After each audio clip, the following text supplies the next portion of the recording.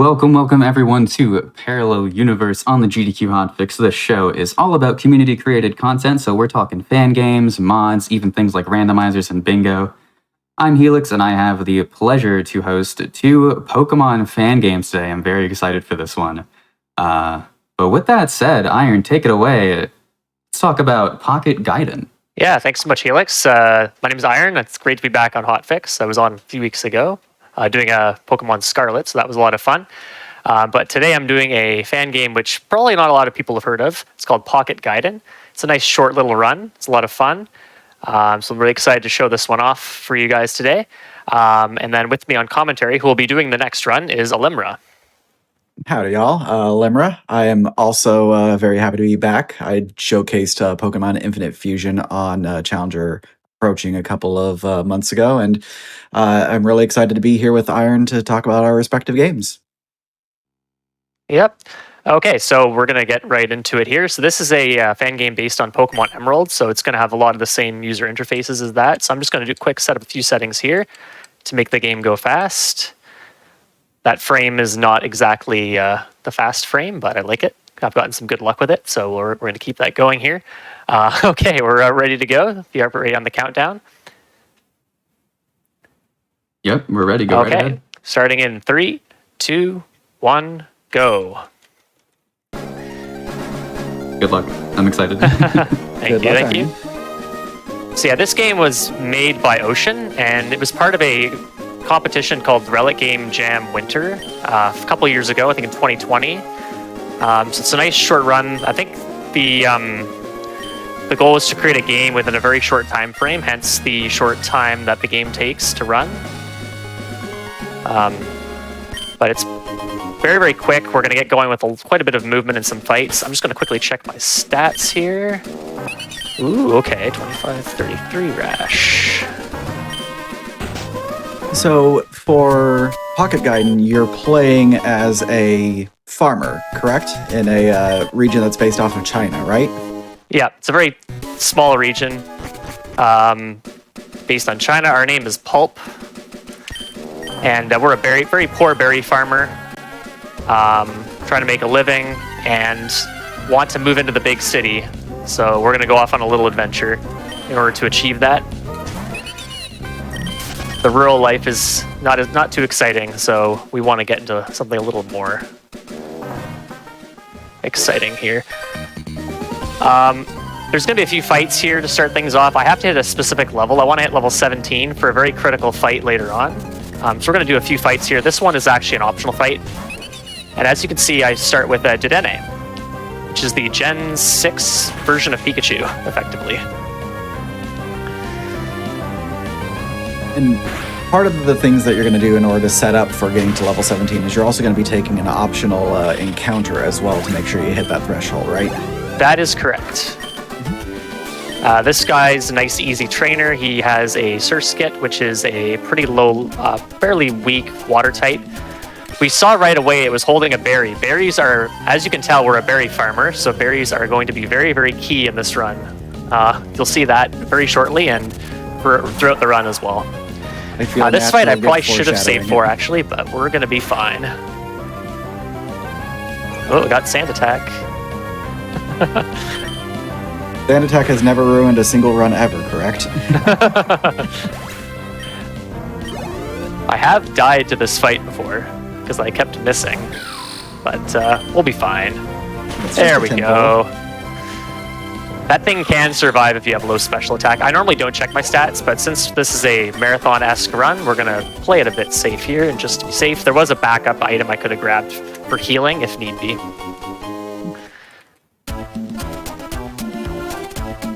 I still need that encounter. I'm also going to be picking up a bunch of items on the ground because items and the typical items that you see in speedruns are very in short supply. Ooh, a Farfetch'd. I can KO this. Yeah, that's a good encounter. I remember one of the practice runs that I saw you do. You hit a Grimer and you had to run from it. Yeah, unfortunately it survived, but that's fine.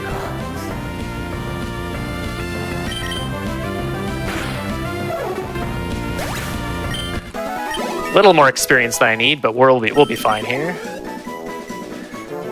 So earlier I picked up a rare candy. I also picked up a citrus berry. I'm actually going to equip the citrus berry now, and the citrus berry, what the citrus berry does is it heals 30 HP when you get below 2836.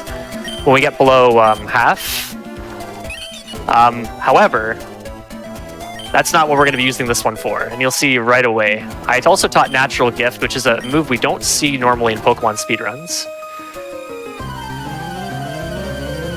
So this is sort of the... Oh, go ahead, sorry. This fight is the one that you really needed to make sure that you had a specific range for your stat setup in order to get that 28 to make sure that you weren't going to not hit that range on the Oddish.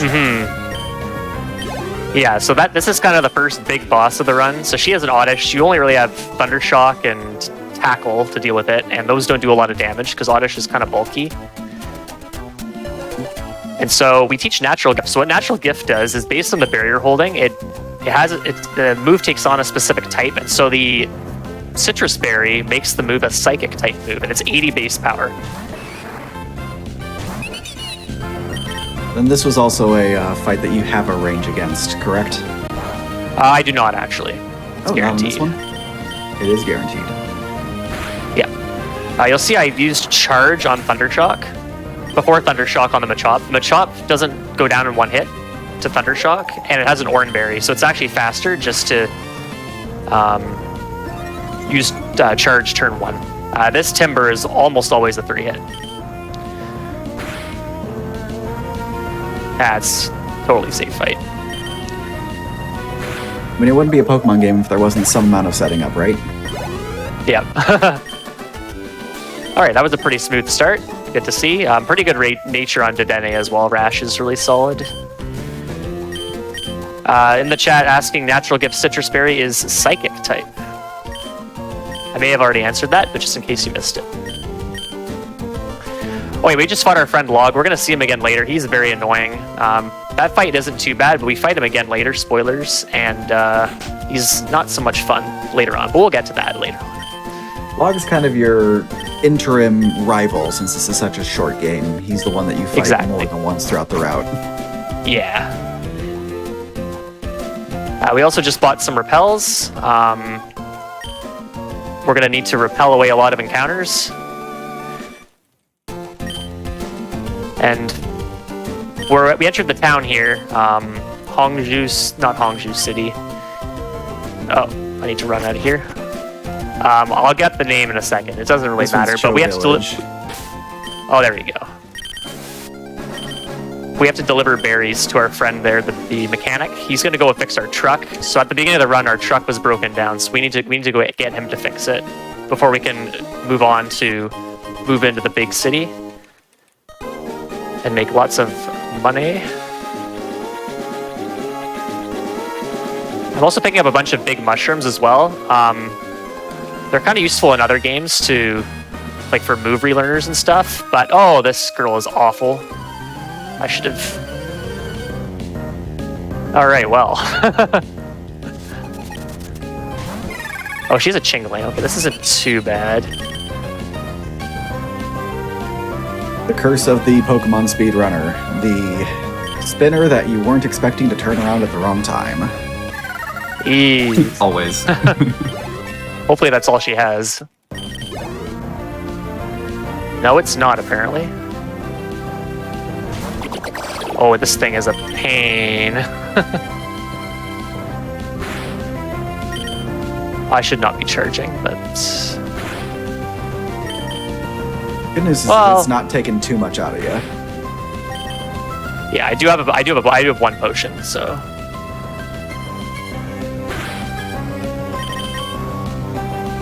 Wow, I got outplayed. Of course it's got protect.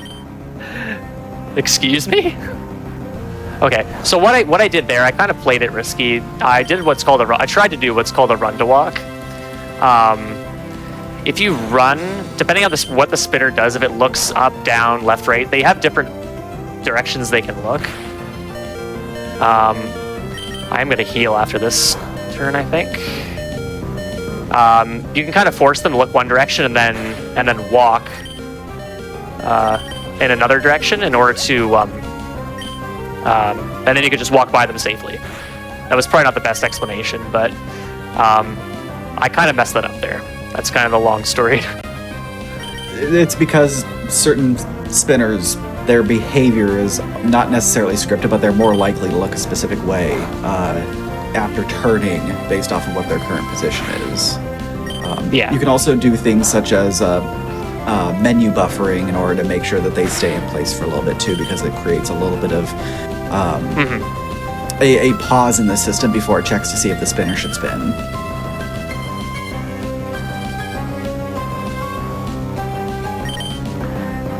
Okay, well, my estimate is very generous for this, so this fight is obviously one I would reset on if I was going for PB. The good news is I don't have to pass her again later. So we'll take the silver linings when they come. This is where we get the major plot of the game, isn't it? The major plot dump, yeah. Not quite as bad as Scarlet and Violet with the cutscenes, but You've been running a lot of Scarlet and Violet too on the back end, right? yeah, it's a fun game, despite its graphical issues. I think that's one of the few Pokemon speedruns I haven't seen yet. Yeah, the second DLC is coming out later, or I think in about a week's time, so just under a week. Are you going to be speedrunning the second DLC? Because I knew that you were doing the first one almost on day one, right? I'm not sure about that, because apparently you have to beat the entire game in order to access the second DLC area, and the game is, any percent run is 5.5 hours long. The first DLC section is an hour and a half. And then there's a post game, which is another hour on top of that. And that's all before you can even access DLC 2. So I'm not sure. It's a very long run. You've been running diploma percents, though, recently, which those are significantly like 5, 6, 7 hour runs, too. So I know that you're no stranger to long runs. Oh, I know. We'll see. A long run in my game is like an hour. Why is my repel running out there? That's fine. We'll, We've just entered into Yellow Ruins, so now we have to interact with those pillars in order to make the entrance appear for us to continue being able to move forward and continue with the quest of no longer being a poor berry farmer. Yeah, so the guy we just spoke to, he told us about this really cool item that costs a lot of money we can sell. Whoops, I just talked the text there. That's called the Relic Crown. And so in order to learn about the Relic Crown, we have to explore all these various color ruins. There's 4 in total. There's yellow, green, red, and blue. And I think I even got the order correct. You did. Nicely done. Thank you. Oh, okay, here's a the manipulation. Yep, I was about to say that we're coming up on the manip. This is a 3-frame window in order to get the C dot, if I'm remembering correctly. And what Iron's going to be doing is Iron's going to be taking very specific movements in order to guarantee that a specific C dot is going to show up. We got a C dot, and it's female. So this is going to be one of the modest ones, if I'm remembering That's right. correctly. So pretty much classic Generation 3 manipulations. If you take you need to take a certain amount of steps beforehand. You don't want to take too many steps because and then you save the game, come back in at a certain time. You can actually and you do specific movement.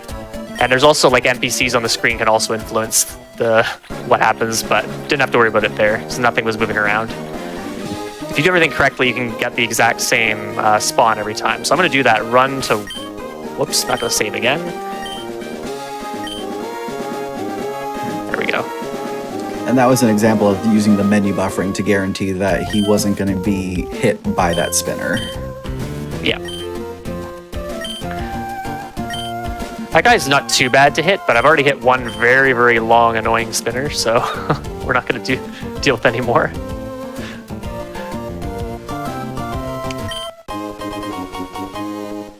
Okay, I'm picking up one last item. Now I'm going to go shopping again. You'll see the shop has very meager supplies. I'm actually going to be selling stuff first. That luminous moss that Iron picked up was specifically for safety reasons for marathon strats to make sure that there was going to be enough money for the items that are required for those safety purposes. Yeah, I got a couple extra energy powders. So you can see there the items are for sale are effectively super potions, full heals, as well as repels. Lots and lots of repels.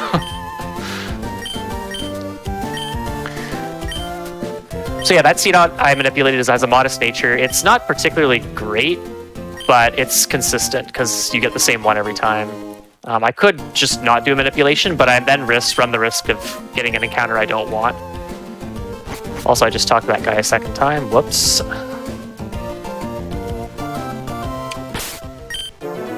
So we just got the Power Glove, and what the Power Glove is going to allow Iron to do is it's going to give him the Rock Smash ability without having to teach a Pokemon the TM that would normally be associated with the breaking of rocks in the overworld. Yep. We are on our way to the next ruin, Green Ruin. Okay, so in here I took 2 steps before repelling, and you'll see why that is the case later if I do everything correctly, of course. That's the caveat there.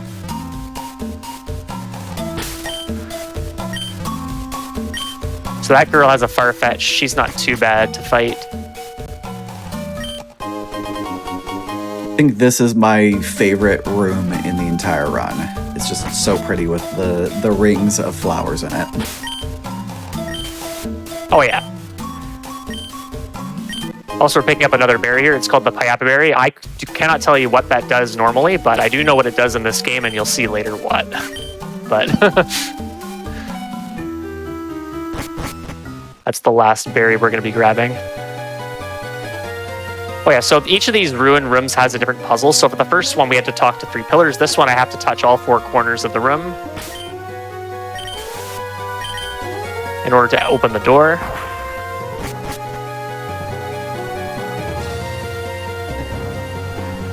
I will say that this definitely feels like a puzzle game that just happens to have Pokemon in it than a Pokemon game that has puzzles. It's very refreshing. I was gonna say, having to like touch the 4 corners and stuff seems a little bit cryptic. I mean, at least it's not having you learn Braille, right? Yeah, that's certainly not the worst I've seen, even from Pokemon itself. So. Yeah. All right, it's 2 ruins down. This guy I'm gonna be very careful with because he would just kill me. Pretty sure. I don't remember what he has, but. Okay, so I did that kind of wrong, but I set up my steps so that the repel would run out right as I hit that tile, and then that would be sort of a free pass on that trainer on the second pass. But she turned because I slightly messed up my movement, but that's okay.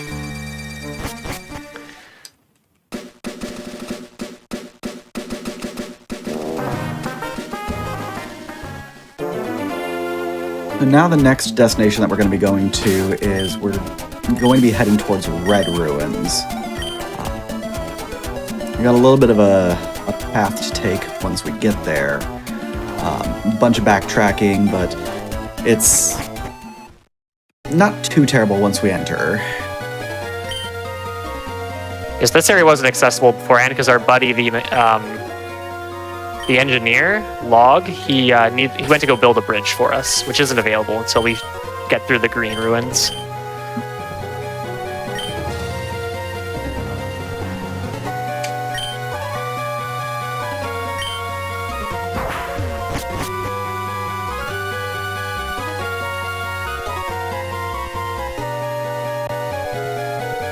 And just like that, we are 3/4 of the way done with the Color Ruins. That also means, though, that we are getting very close to one of the scarier trainers, an ace trainer who has a bunch of Dugtrios and a Diglett. Whoops, I went the wrong way.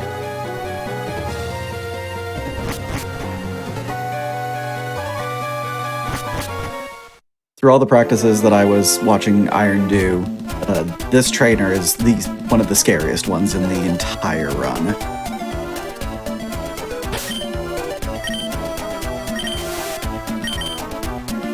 Yeah, there are some pretty scary fights coming up. So it's not all just running around and doing puzzles. It's 75% puzzles and then a bunch of scary fights.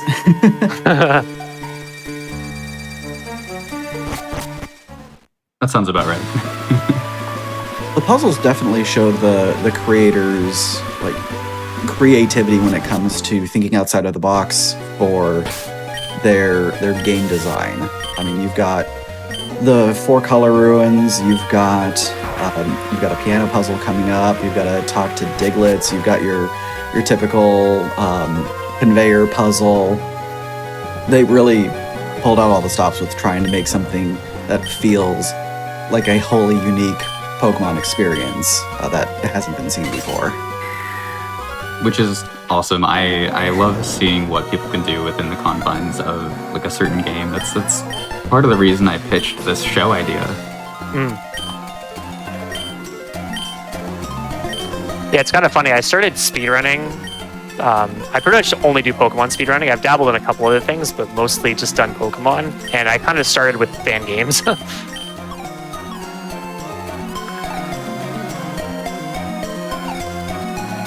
I just realized there is one connecting theme between the two of our runs today, and you're about ready to pick it up in just a little bit. Nice. It's a particular held item.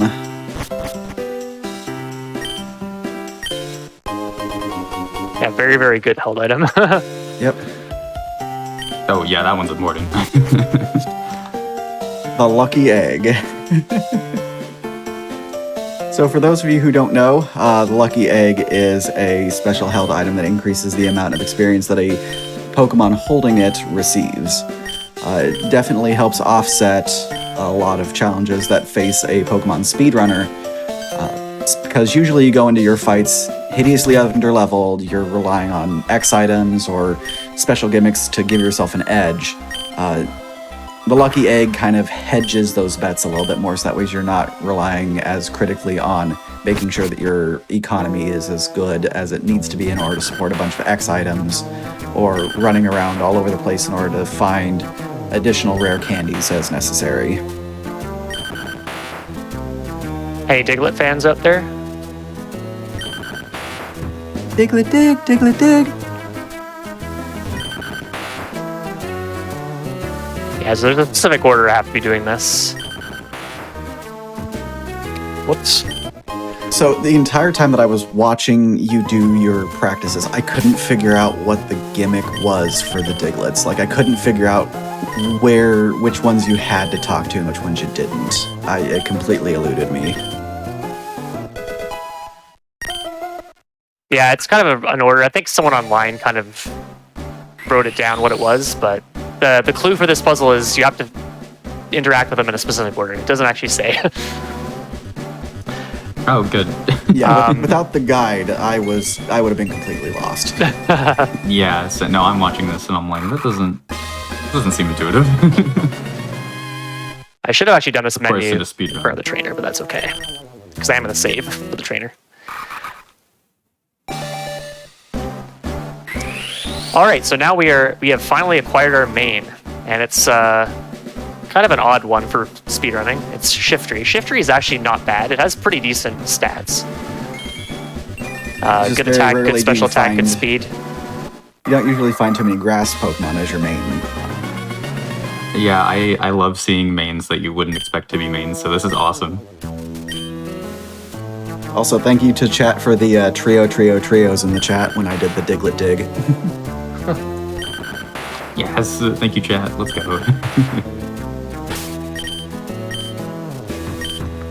Alright, I'm just going to save here. This fight could go really well, or it could go really badly. So let's hope we get the first version. Whoops.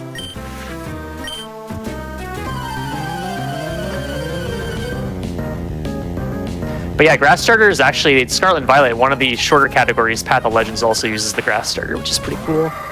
All right, so now we're kind of an under-leveled shift tree against some pretty high-level Diglets and Dugtrios.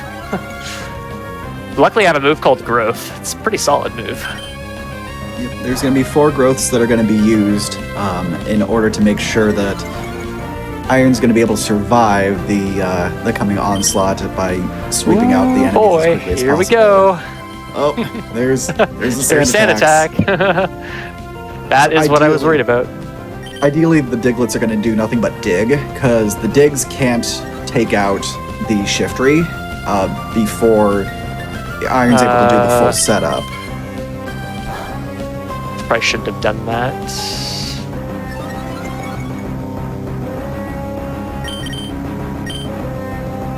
Okay, that's fine. Well, you're So going I'll to take need an that. extra turn there. You're going to need that harden anyways, because of the incredibly unfortunate Dugtrios down the line. Yep. Okay, good. That's 1. We have to hit 3 more of these. Also, Nature Power becomes Shadow Ball when we're underground. Very, very good move.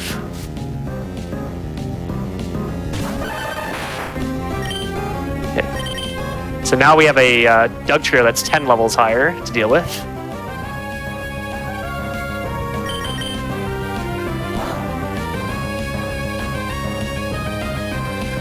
So this is kind of the issue with this fight. Ooh, I crit. Okay, Hey, let's go. let's That go. would not have happened if I hadn't gotten sand attacked, by the way. Because I was +5 there, normally +4.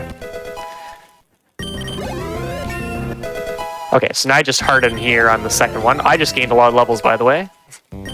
Lucky Egg going in hard.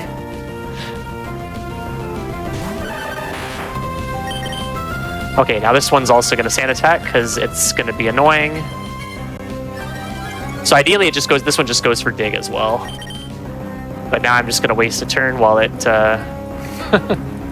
It's fine. We just need to hit. That's all. That one, of course, will miss. This one.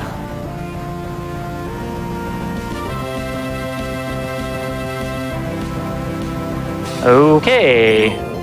All right. So now I get another chance right away. This is great. Come on. Come on, girl.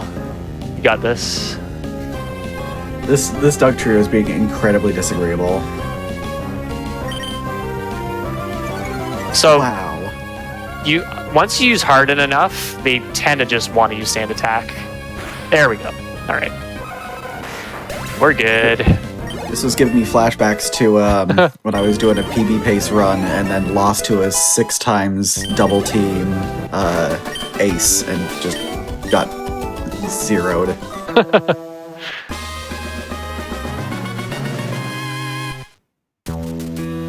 Alright, that's the last of Blue Ruins. All right, now we have a piano puzzle. I'm going to kind of focus here. So Iron needs to be hitting actually- all of these in a specific order in order to open up the path to the next area.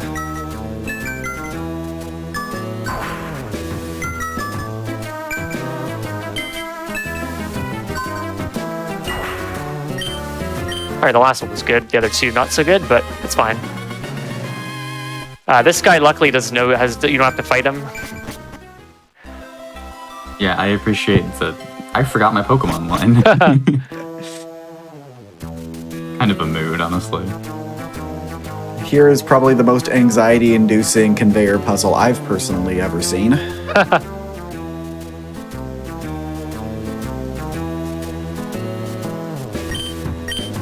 This guy's too dizzy to fight us, so he's just gonna give us credit for the win. And now we're just gonna pick up one more very, very nifty little rare candy here. You deserve credit for making it through that. This puzzle's not too bad. It's just boulders that are apparently made out of cardboard because we can push them without strength.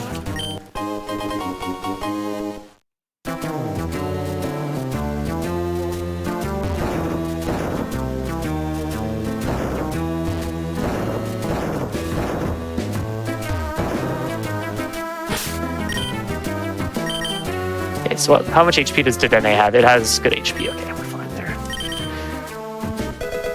This is going to be another one of those trainers you're going to have to pay attention to, right? This one's not too bad.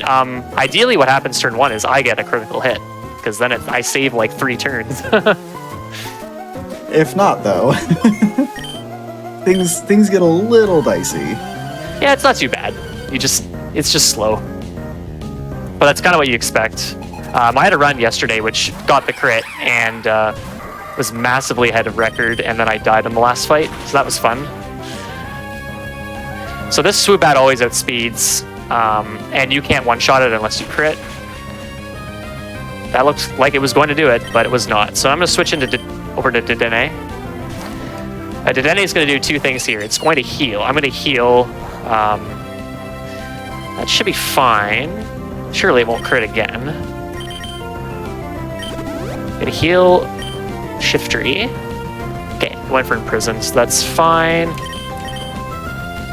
And now, even though we're very low on Thunder Shocks, we have enough that we can knock the Swoobat out. Thanks, Goomy. Also, Dedenne's going to gain a level. Normally doesn't happen. Also, again, thanks, Goomy. Yep. Alright, so this Chimecho or Cho, I don't know how it's pronounced, is just going to KO Dedenne. Thank you very much for your service. The Thunder Shock damage isn't super important, but what's important is that I'm fully healed for it, because this thing does a lot of damage as well. And I don't believe I can even KO this with a critical hit. Yeah, I don't think I can. This game, even though it's based on Emerald, it has later gen mechanics, so critical hits do 50% more damage, not double. Which is both good and bad, because again, against the Dugtrio, you can survive crits in some cases, but your critical hits don't do nearly as much.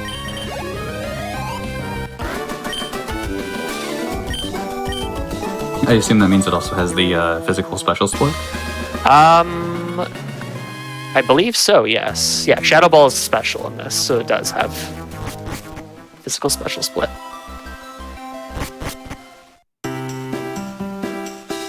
Alright, so we're going to go over here. We're going to tutor a couple moves onto Shiftry. The first one is the very interesting Natural Gift, which we saw Dedenne use earlier. Don't need Harden anymore. So now I'm going to learn a move from the next tutor that's really, really important. You cannot finish the run without this move. It is an extremely important move. And it is the great and wonderful move known as Pound. A move that most wouldn't consider to be a game-breaking, run-completing move.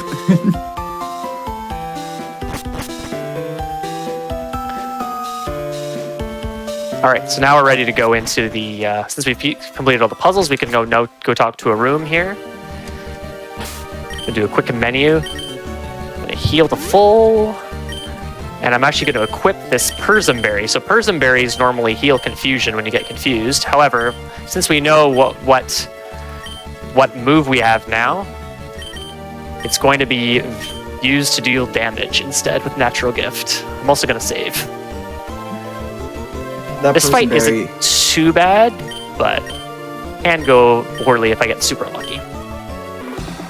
Yeah, that Persim Berry was set up earlier in the run to make sure that it was available for the fight that's going to be utilizing that Natural Gift. Same thing with the Piappa Berry that was picked up. Alright, so knowing what my moveset is currently, you can kind of see why I need Pound.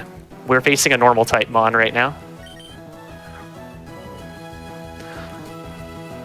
And so what this thing's doing is it's spamming Spore, which is actually good because it doesn't do anything to grass types. It has Double Edge as well, which does about 20 damage. But we ideally just want to see Spore. We have to set up 5 times.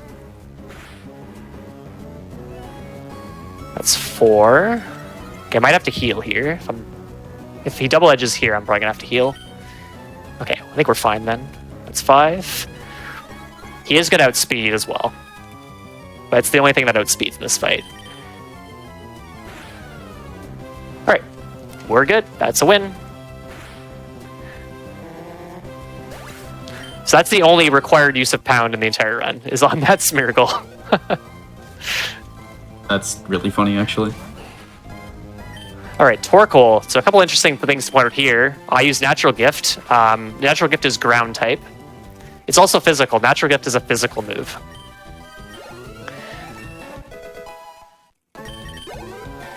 And so I need to go to +5 there because I'm Modest Nature, minus attack.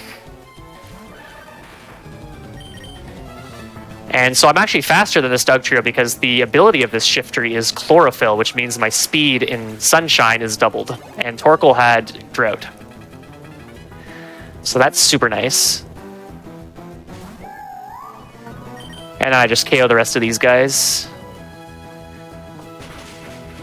I love this run where Shiftry using nature power. This is awesome. It's a lot of really unexpected things, like a grass starter using nature power, using natural gift, being very berry focused. It's a really refreshing take on a Pokemon game. You don't see stuff like this very often. I agree. My favorite part of Pokemon speedruns is just seeing what the route is. So this is fascinating to me. I'm all for it. That's kind of what drew me to route or playing speedrunning Pokemon fan games. Is they're typically nobody really runs them or routes them, and I just like the idea of routing a game from start to finish. It is fun to improve current routes of like main series games, but there's something about just figuring out a game from scratch. And this game was a lot of fun to figure out because there's not a lot of stuff you can do in terms of strats. Can confirm routing a game fresh is an experience unlike any other. And if you love kind of puzzling through all the ins and outs, pick up a fan game that's out there for anything really. Like there's so many fan games for multiple different properties, and so few of them have dedicated speedruns to them unless you're in like the SMW community. Yeah, it's such a fun exercise trying to figure out how to just optimize every little thing. Go ahead and, route a fan game and submit it to Parallel Universe. Maybe you'll be on the show. Here's Log. He's my nemesis. He killed a record run for me today. Record pace run. Today, and I'm gonna save. Was he the one who killed the one from yesterday as well? Yeah, he's killed a lot of runs in the last few days for me. Someone in the chat mentioned Speedrun Snakewood. I have speedrun that game. It's very long and very, very long. I don't know what the word is, but it's long and very dry. A lot of required fights, but it is speedrunnable. All right, so I'm leading Dedenne here because Dedenne has a great move called Charm, which is lowering this Graveler's attack. Just gonna make it a little safer to set up on. And luckily, I don't have low enough speed that I'm slower than the Graveler after one Bulldoze. So it's now at -4 attack. All right, so now I have to set up 4 times here on this Graveler. Should use Stealth Rock here. Good. That's the only free turn I'm getting.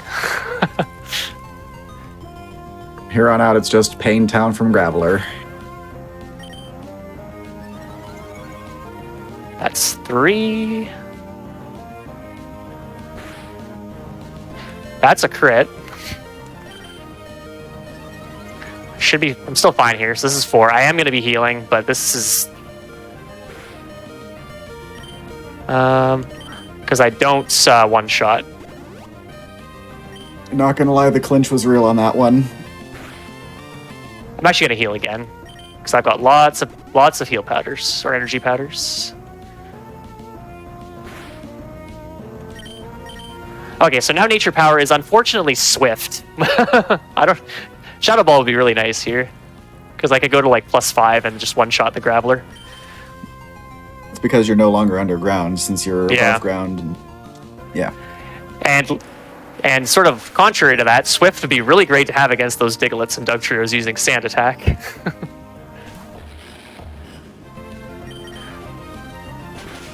All right, Natural Gift for this Conkeldurr. Conkeldurr is a fighting type.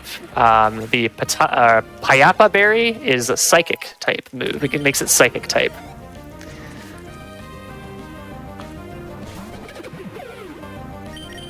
Okay, so I have to set up 2 more times on the Beaver. It's just going to use Rollout.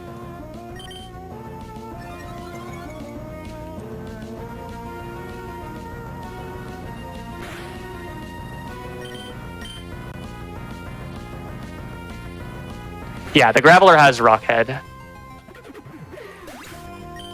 So that's why, it's not the reason why I can't one-shot it, I just can't one-shot it at all. That's why it's not taking damage from Double Edge. This Machoke has a really, really annoying ability called No Guard. And we hopefully won't get to see why. Okay, good. It has Dynamic Punch. Dynamic Punch is 50% accurate, but since No Guard is on this Machoke, it is 100% to hit. I didn't even realize it had no guard. And you get easily one shot with that. Okay, we just crit that thing. We want to crit the next Pokemon. This thing killed my run earlier today. Well, I still finished the run, but I didn't PB. We don't like Stunfisk here. Because it's going to use Bounce. I'm actually going to heal. Because I believe it's a range to kill me. Yep. So I'm going to heal. Hopefully it just misses here. Nope. Hopefully we don't see... Okay, good. And I'll just use Pound for the memes, because that does kill from here. See you later, buddy. And that's the run. It has static, too, so Pound ran the risk of getting paralyzed at the end, but that's okay. Excellent. All right. Is that time? No, time will be there'll be a sort of Hall of Fame, and I'll when it fades out after the Hall of Fame. That's what I was thinking. Yeah. Just wanted to make sure.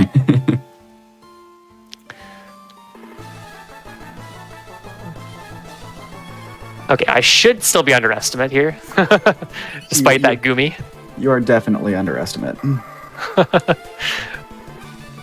Well, pretty smooth final fight. I wish I could get those in the PB runs that I've been doing recently, but I'll take it on Hotfix for sure. So time will be come up very shortly. Now. GG, well done. GG. Thank you. That was fun. This is a really fun game. There's lots of cool things that I didn't really show in the run that you can do. There's lots of interesting Pokemon you can catch. It's very, very short run. This is made by for pretty much in like a 2-week time span by Ocean, or fan game creator. So it's he actually released another fan game that's sort of the sequel to this one called Pocket Gaiden 2. Completely different storyline, completely different characters. And also has some really interesting mechanics in it as well. And that was a lot of fun to play as well. So, yeah, super fun. Glad to be here. Yeah, hey, thank you for being on. Always happy to see Pokemon fan games. They're so fascinating. Yeah, thanks for having me. And thanks, Limra and Helix, for the commentary, I guess. You're welcome. Mm-hmm. I don't know if I contributed much, but still happy to hang out, absolutely. We're going to take a quick break as we set up for the next run, which is Pokémon Infinite Fusion. Before we take that break, shout out to those of you watching on YouTube. Thank you for tuning in. Be sure to press the like button on this video and subscribe to the channel. And if you'd like to watch our shows live, go to twitch.tv/gamesdonequick.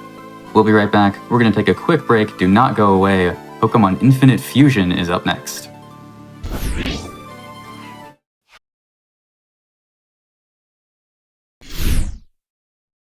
Hello everyone, welcome back to the Pokemon episode of Parallel Universe, the show all about community-created content like fan games, mods, even things such as randomizers and bingo. I am very excited for this one. Limra is here to speedrun Pokemon Infinite Fusion. Take it away. Howdy, everyone. Today we're going to be showcasing a category called Classic Beat Gold. So we're going to be going through the Elite Four and then continuing into Johto and finishing out what's typically considered to be the last of like the main story progression. You're going to be seeing tech that wasn't featured in the randomizer run that I did previously. We'll kind of get into that here in a little bit. But if anyone has any questions throughout the run, please feel free to let me know. We've got Iron, who's going to be here commentating as well. Yep. I've never played this game, but it's a cool game. So let's get into it. Time starts upon hitting new game. We will begin in 3, 2, 1, go. So in the beginning, we're just going to be doing a bunch of setup, normal difficulty, regular starters. The game does have an autosave function as well as allows you to skip the intro. We do allow the use of an embedded speed up tool that is a part of the game's development. Speaking of the game's development, this lovely game was created by Chardub, also known as Frogman, on RPG Maker XP using the Pokémon Essentials pack to help make the process easier. The entire conceit of the game is what happens if you take the fusion mechanic from Black 2, White 2 and apply it to every Pokémon ever. And thus, Pokémon Infinite Fusion was born.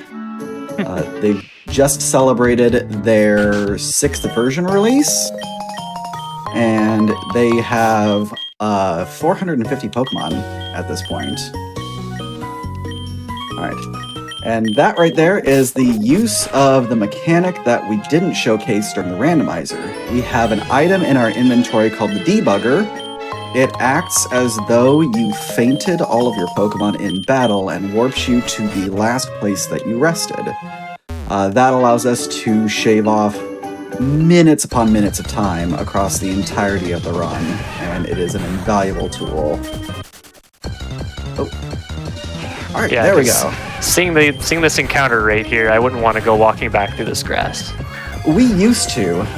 So part of what I just went through when using the debugger was a warning saying this is only intended for if you get soft locked or otherwise have no way of getting back inbounds after being out of bounds. It may cause unintended consequences for the game. The only time that I've ever had unintended consequences for using the debugger is in the randomizer, and it doesn't happen all of the time. But that's why when I ran previously, I took the long way whenever possible, because I didn't want to run the risk of accidentally getting hard locked in the super boss fight. So, first capture that we did was a Nidoran, or not a Nidoran, a Rattata. Our second capture is going to be this Nidoran male. And that was a pretty quick spawn. Yeah, this is actually, it's not the best one that I've gotten, but it's fairly good. There we go. We're going to set this up to where we're fusing the Squirtle as the head of the fusion, using the Nidoran body, so that way we can guarantee that we're going to get Poison Point. We then get to choose its nature. Wonder what I'm going to choose. Yep. And then we're going to combine moves. We're going to keep Water Gun, and part of the reason why this combination works so well is Nidoran male has Peck. And Pokemon games are notorious in the early game for using a large amount of bug types. This gives us a huge advantage in a lot of our early game encounters. That's right, the natures you chose, that's just between the Squirtle and the Nidoran natures that you were fusing, right? That's correct. We got the incredible odds of having them have the exact same nature. Oh, which one was that? It was moving so fast. It was Sassy. Oh, okay, that's minus speed. Yep, it is unfortunately minus speed. So I might have some issues against a couple of fights in particular, but it shouldn't be the worst thing ever. Alright, there's our double kick. I also need to remember that there's a really weird quirk of the game where sometimes, not all the time, in certain circumstances, your Pokemon that you have will get kicked to the back of the party when it's fused. We haven't been able to fully figure out why that happens, but it happens 100% of the time when you have the Squirtran and you get a Rattata. The Rattata is always brought up front. So that's why I ended up using 3 or 4 Tail Whips in order to get the Rattata knocked out and not lose early game experience funneling that onto the Squirtran.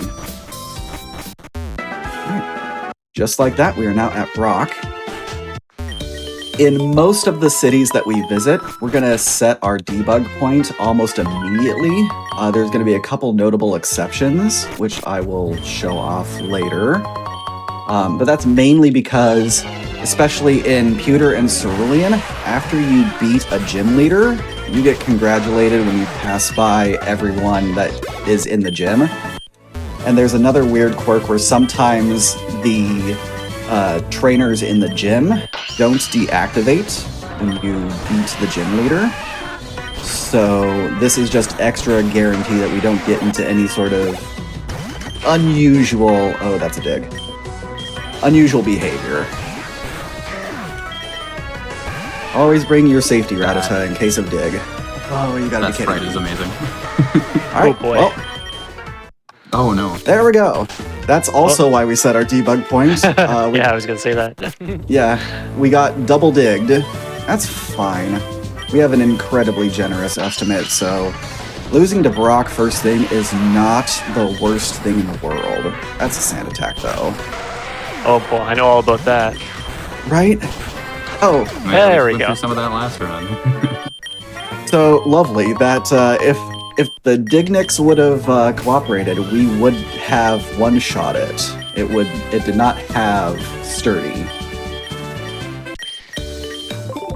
Yeah, that's The way kind of that the interesting thing about these the RPG Maker games is the trainers have random abilities and probably random natures as well. Like if I'm not mistaken.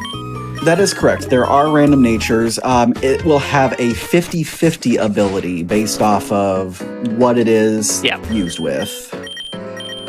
So in that instance, it did not have Sturdy. So it had the ability that was inherited by the Diglett, which I believe would have been Arena Trap. Mm-hmm. All right. So one of the things that I promised is the next time that I went on a hotfix that I was going to be able to do Rock Tunnel in the dark. I am going to make good on that promise. I, however, cannot make good on doing any other dark area. So I'm picking up my safety flash. Understandable, honestly.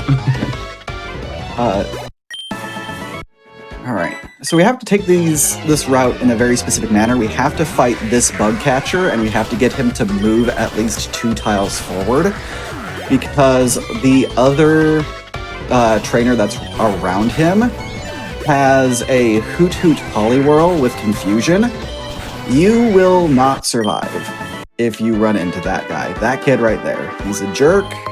He ends runs if you are not good at moving times 4 speed. And yeah, just all around bad day for that kid.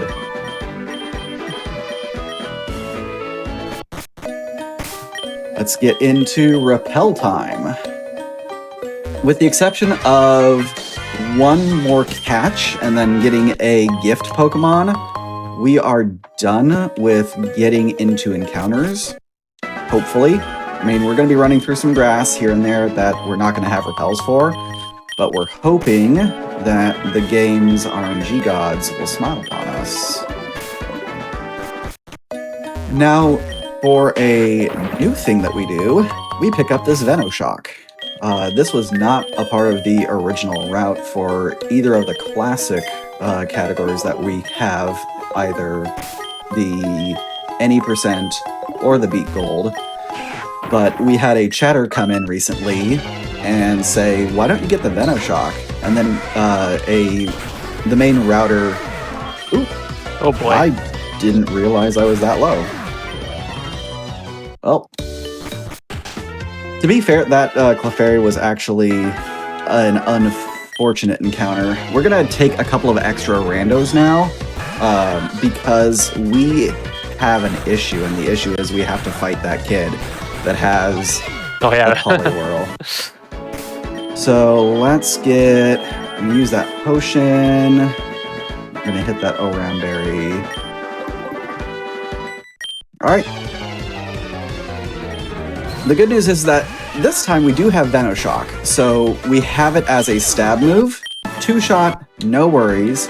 If I was gonna make that mistake, it's good to do it after we get done with Mount Moon and not before.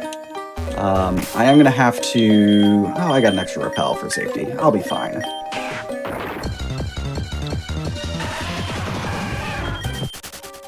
This is going to be a who's who of how can things get funnily messed up? Usually that glass with the Clefairy doesn't cause any problems whatsoever. It just so happened that my HP was a little lower than I was expecting it to be, because the rest of these fights are relatively simple until we get to the rocket that's about to come up. We're going to be ahead of level.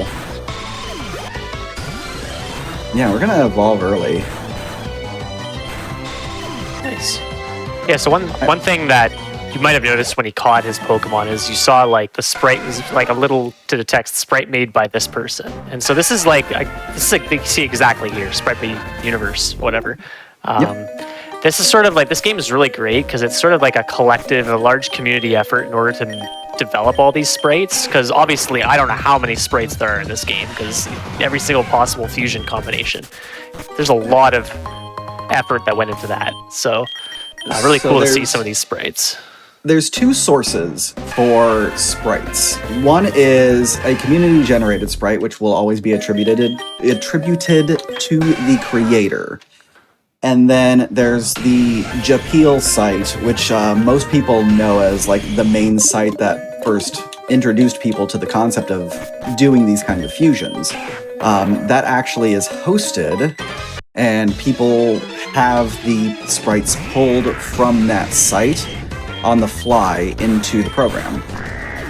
All of the sprites are housed pulled dynamically, and with the exception of the custom sprites. The custom sprites you can download locally.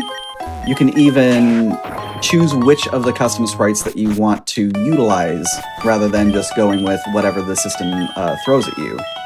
We're going to do 6. I don't trust things today. But the Nidoking Squirtle sprite that you see right now, that was created by one of the spriters who came into my chat and said, "Hey, I see you're speedrunning this game. Is there anything that's missing that you want to see added?" And we had a conversation about the Pokemon that we get throughout the run, and it was identified that this was the only one that didn't have a custom sprite associated with it. 3 days later, it was completed, and it was added into that month's custom sprite pack. That's awesome. Cool. It really fits with the parallel universe theme too, of just community created content. Yep, it is active. The last randomizer that I ran was yesterday, and I always do settings that use custom sprites as a mandatory for gym and trainer battles. And when it compiled all of the downloadable sprites from their resources, as well as the ones that I have archived, there were over 100,000 individual sprites that were compiled for that randomizer. That also includes custom spriting for all of the base Pokemon as well. It's not just for the fusions. Every Pokemon has some amount of custom sprite work, even at the vanilla level. Thank you for grabbing the Helix fossil. That's all I have to say. You're welcome. It's the only correct choice for this run because it is the fastest choice. In Let's Go, the dome is a bit faster, I think. Oh, actually, I don't know. I don't think it matters in Let's Go, actually. But I grab it anyway because I like to be different. I have a question. You sort of did a reversal, so you evolved into something, and now you've kind of evolved from there into Nidotortle. Yep. So what is going on here?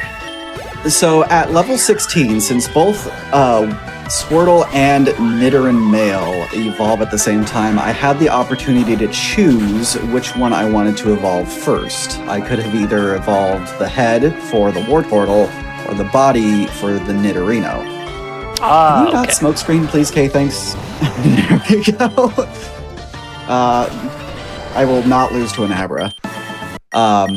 So you are given that option as of version 6, where it, instead of it just automatically choosing to evolve the body for you, you can choose to evolve the body or the head. I evolved the body for the Nidorino, so that ways I can use the Moonstone that we got as a hidden item in the Dark Room in Mount Moon. To immediately get Nidoking, Yep, immediately get the Nidoking. What that does, though, is the way that types are chosen by the game. That's not the one I wanted. That's the one I wanted. The way that types are chosen by the game is it takes your first type from the head of the Pokemon Fusion and your second type from the body. So what that means is, in this particular instance, the Nidoking was contributing the ground type instead of the poison type. Early on, there are a large number of Pokemon that like to poison you, and having that water poison typing makes it to where you don't have to have that liability of always being poisoned by 40 million Ekans with your standard poison sting attack, the Weedles that have it as well, Nidorins and of both flavors that have their poison point abilities. It just makes things so much nicer, just not having to worry about that. And then on top of it all, we just have infinitely better stats for special attack for a Nidoking for fully evolved Pokemon at the head. Because in addition to having to worry about your typings from the components, not every stat is weighted evenly across the two types. So your head contributes 2/3 of its value for its base stat total, rather than like doing a 50-50. The head contributes, that's not the right move, that's the right move. The head contributes 2/3 of its base stat total to HP, special attack, and special defense, whereas the body contributes 2/3 to physical attack, physical defense, and speed. Right now, the stats that we're be getting from the Nidoking are going to be good enough to where we don't have to really worry about, I'm just going to do this to save water guns at this point. The difference is not big enough for us to really terribly worry about the split for the physical. What we really want is to hone in on that special, because water gun is going to be vital for us, as well as Venoshock on our Misty fight. So Misty has a very disagreeable Pokemon.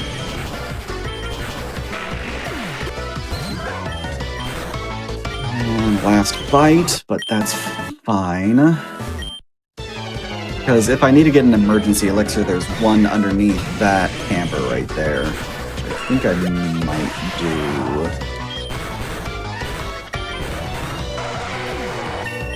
Alright, 23. So we've actually caught up to where we need to be for our experience route. We're no longer hideously over-leveled for where we should be. This fight gets a little dodgy now, though, because we have poison types all over the place until we get to the Venoshock. There we go. I'm gonna fight her without using the elixir, because she has Oddish. We'll be able to do neutral against her, and then the Venoshock will go for the Pidgey, and then same thing with the Odorous. There we go. Now all we gotta do is get past this kid, and then grab some safety items. That is the darkest I've ever seen the outside of Bill's house before. I think they know that he's pulling a Frankenstein right now. There we go. Seeing a question in chat, where can people find this game? If you join the Pokémon Infinite Fusion Discord, they have a link to the launcher that they use that will do an express download for you. That is one of the few official places that you can get this. The other is on the Poké Community page for Pokémon Infinite Fusion. Any other location other than those two, it is not a trusted site. Do not download it. Only download it from those two locations. So I saw you were passing some spinners earlier. How do the spinner mechanics work on this? Do they kind of spin randomly, or is it kind of a fixed pattern? It is 100% random, and you kind of have to YOLO it. Okay. It's incredibly clenching. Yeah, I played a few like RPG Maker games, and I don't remember. It's been so long. Some of the spinners have been, yeah, I guess some of the, yeah, a lot of them just move randomly. Like some of them are walkers too, and they'll just run or walk in random directions and like come right for you. So having that autosave hotkey is really nice as well, which you spoke about that earlier. The autosave, it does that upon major actions like beating gym leaders, taking deaths, stuff like that. It's unideal for doing speedruns because if you accidentally have that turned on and you take an unintended death, you end up losing your entire run. And it's a lesson that a couple of us have learned the hard way. There we go. So I promised that we would get to a point where we wouldn't set a debug station. This is going to be it, actually. We will use the debug to go all the way from Vermilion back to Cerulean. And the reason for that being, if we need an emergency heal, we have a room here in the SSN. On the boat, yeah. Yep. Come on. Also, big theme of the run, one-tile gaps are impossible, and they hate you. That sounds like BDSP. Right? You will probably see a couple moments where it's like my nerves are starting to get to me just a little bit, and I'm just like, maybe the one-tile gap, maybe I'm gonna crank down the speed just for a couple seconds. You'll actually see me do that whenever I do any teleporting. It is almost impossible to appropriately get the cursor to line up exactly where you need it to be. So I will typically crank down the speed in those instances. I might give it like the old college try, but it's not something that I'm going to go for consistently. So there's like 2 or 3 different speeds for the speed up then? Correct. This is a ×4 speed that we're on right now. There's a standard speed which is comparable to black and white, which is the game's systems are based off of black 2, white 2 for base stat total, for move sets. That's also something that has kind of hecked me up a little bit in the past where I was like, oh, it's black and white move sets. Nope, it's black 2, white 2. That's a little different. But that's the speed that you'd be looking at if you're doing regular. If you're doing anything else, it's going to be ×2 of that, or like this, which is ×4. Okay, so it's just 2 and 4, yeah, okay. Yep, correct. And you just press the button, to change between the speeds then. Correct. On a standard key binding, it's going to be your left bumper for your speed up. You do have the ability to customize your key bindings in the main menu using F1.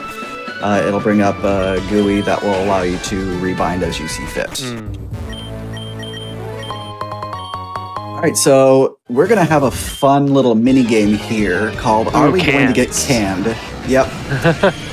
So this is going to be kind of an odd one because in version 6, one of the Pokemon that was added was Trubbish and Garbodor, and they exist in trash cans. Any trash can, including Surge's trash cans. So not only can you get hecked up by the just general RNG fest of Surge's cans, you can unfortunately also be getting a large amount of Trubbishes too. This is going to be our second reverse of the run. We want our ground type for Surgeon's self. His random trainers, they're usually perfectly fine. You do stuff like that, it gets one shot. Wow. First can Trubbish. That is that is great. Thank you for showing that I'm not a liar. Yeah. Oh dear. All right. Well, at least we didn't get Oh, sorry. You can't like save scum these cans, right? Like No, check can and then reset, save reset. Not that I've tried. It's pretty something fast that, anyway. Yeah, Dullahan and I can give that a shot here in a little bit, but I'm not aware of being able to. Also, there's a glitch where the button will just not spawn in the cans sometimes, and you have to leave and come back in. Fantastic. Okay, cool. Our Volt Bee is actually working with us. It used Light Screen twice, and it took all of the... Oh, no. Oh boy. Yep. It took all of the super potions, so that ways we can deal with our Rybuzz, and we got the first turn poison point. Let's go. So Rybuzz is a jerk because it has double team, and we hope for poison points, we hope for confusions, literally anything and everything that you can think of that can go in our favor, we hope for, especially since the Pikachu has the Mud Slap. That was There's the debugger, back to Cerulean. Yep. And now we get to go play with Abras. Lovely. So that... Yeah, back when I first started running this, when I was routing it by myself before Dullahan and Gary J. Games started helping me with figuring things out, I would just YOLO ball, like standard Pokeballs, at the Abras in here. And then they helped with making sure that I got my economy good enough to be able to afford 3 Great Balls. And that's why. Because you can never trust an Abra.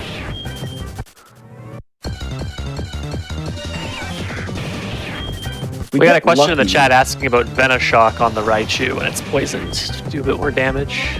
Yes, it totally would have if I thought of that. I'm going to chalk that up to marathon nerves. Venoshock would have been an absolutely fantastic idea. Bike. Need the bike. Cannot not get the bike. Ooh, the bike with 4 times speed. This will be interesting. I would say you have a treat to look forward to with that, but I am a weenie and I will 1 time speed on the bike because of the area. The only area that we use it in is the bike path, and you will hit every single trainer, every single one if you do that. There's a alternate mode committee for Pokemon Infinite Fusion. That's actually how modern mode came about. There was talk of wanting to do a mode that allowed for individuals to come across the newer Pokemon when they started adding more and more of like the Gen 3 through 7 ones. I'm gonna take a safety heal here. So the modern mode team was formed so that ways you could have that kind of experience. There's another committee that's been formed for a challenge mode that's coming down the pipeline. And I am afraid of what it is that they're going to be making. I've gotten bits and pieces and tidbits from them, but I want to shout out R and Tomate. I made a mistake. Let's see if I can correct that. The good thing I took that heal, because this actually... We were supposed to reverse before you enter this fight because of these two. The Oddish and the Glusaur have Mega Drain. And I was completely unpunished, and I did not deserve to be completely unpunished. They one-shot you if they use Mega Drain. Yeah, so random AI kind of going in your favor there. Yep. I'm not going to look a gift horse in the mouth on that one, because I'm going to take everything I can get. Yeah, so going back to challenge mode, that's really interesting because there's some other fan games which have challenge modes. There's a really awesome Fire Leaf Green game it's a game based on Fire Leaf Green called Fire Leaf Green Plus. And that has a challenge mode where the opponents have higher levels, they have better move sets. Smarter AIs. Probably that too, yeah. So it's very, very interesting. And also, I guess challenge mode was first introduced in the Pokemon universe in Black and White too. So. Yep. Makes absolute sense for a game that's created based off of Black and White 2 to continue in that legacy. The Fire Red Leaf Green Plus, that's the one you were doing Diploma in, right? Yes. That's that was a lot of fun to route, and when it goes well, it's fun too. So. Yeah, you're the primary router for that as well, correct? Yeah. A few of us have put time into it in the past, but I kind of spent quite a bit of time on that because I was going to mention this when you caught Abra. There's actually now Abra is part of the vanilla Fire and Leaf Green any percent speedrun because they just discovered arbitrary code execution in the last month or so. Yeah, you were saying that you wanted to showcase that if it was possible. As a part of this showcase, you were thinking that if arbitrary code execution was something that could have been done, that would have been something really cool to it would have been, but it might happen down the road. Who knows? We'll see how things go. But yeah, an Abra is actually needed. It's actually traded for Mr. Mime, but in order to set up the arbitrary code execution. So it's kind of interesting seeing a lot of the features from the original games sort of coming into this hack this game, with using Squirtle as your starter, catching an Nidoran, that sort of thing. So, I actually based the first route that I was doing for most recent patch off of Red and Blue. Oh, okay. I watched a lot of those runs. GDQ has been kind of one of those things that I've gotten into relatively recently, within like the last 3 years or so. Never speedran. What am I doing with my life? Okay. I'm making all sorts of fun mistakes right now. No, do not run. Oh, you can actually forfeit. Oh yeah, that's a quality of life improvement. If you don't want to fight something or you get into a situation, you can just nope out. Oh, sweet. Yeah, there we go. I need to be mildly mindful of my water pulses here because we fight this guy and he has a couple of ground types that use magnitude, and I've been magnitude 10'd by him, so I need to pray for no sturdies and then get sturdied 3 times in a row. Oh, okay, there we go.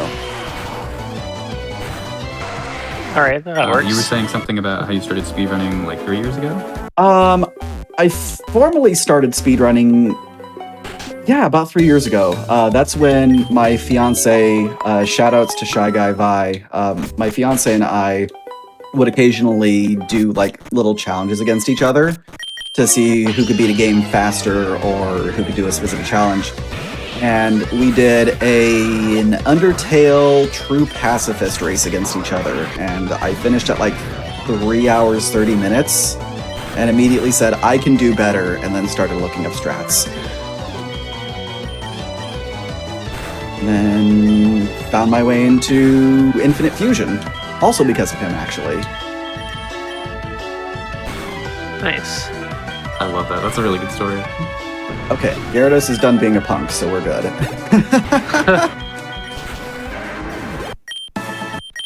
Oh yeah, we didn't. We obviously didn't shout out that you just went through Rock Tunnel without Flash. So I didn't want to say anything because like the nerves would have gotten to me, and then I would have taken a wrong turn and then been lost in the aether forever. 1, 2, 3, 4, 5, and 6. There we go. Use the debugger like you have the muscle memory. Thank you. That's annoying that the default option is no. There you have to scroll. Yeah, it's one of those things that I'm like, the muscle memory is mostly there, but occasionally my brain blue screens for a second. I need it. I've got a specific setup for dodging this guy. There we go. When you're doing on ×4 speed, it's a lot easier for you to do 2-tile movements than it is to do 1-tile movements, and the fact that I'm hitting my 1-tile movements as consistently as I am is kind of shocking to me. But he is a punk, and he doesn't have a lot of like terribly angry Pokemon. He just has ones that are inconvenient and just waste time. So it's just best to not hit that guy in particular, but man. But because he's a punk, you have to be super careful. We just sold the big nugget that we picked up in the tunnel to that hiker for an exorbitant amount of money, by the way. That is very nice. And then we picked up an extra rare candy, which I know about but don't usually pick up for safety purposes. And now I gotta remember, okay, so we don't get any accuracies. This is a part of the new route that I do for gold. I need 11 plus 5, 16. We get 5 defenses because we pick up 1 in Sylph. We get 3 speeds and 6 attacks. No, we only needed 5 attacks because I picked up the extra one from Tunnel. Oh well, extra. No worries. And we get 1 extra revive. Yeah, we're gonna get into some random situation where Giovanni's gonna be a punk and just cause all sorts of problems. So this is the first major divergence from your normal Gen 1 experience outside of, obviously, the fusion mechanic. Oh, yeah. Yep, we do a Rocket Sewer instead of a Rocket Game Corner, and we are partnered with Erica, who is super helpful because after every single fight, she gives us a full heal. So we don't have to worry about anything other than just getting through the fights as quickly as possible. She will handle the rest. I guess the important question is she a helpful partner in battles? Mildly. She is mildly Sounds about right. helpful. Sometimes she will Razor Leaf and it will just save the day. Alright. Now we got to do a bunch of falling platforms and raising and lowering of the waters.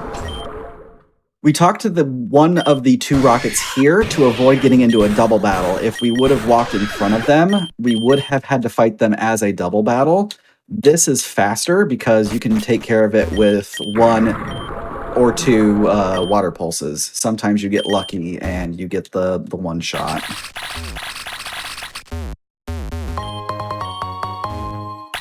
I'm gonna get my safety PowerPoint up as well.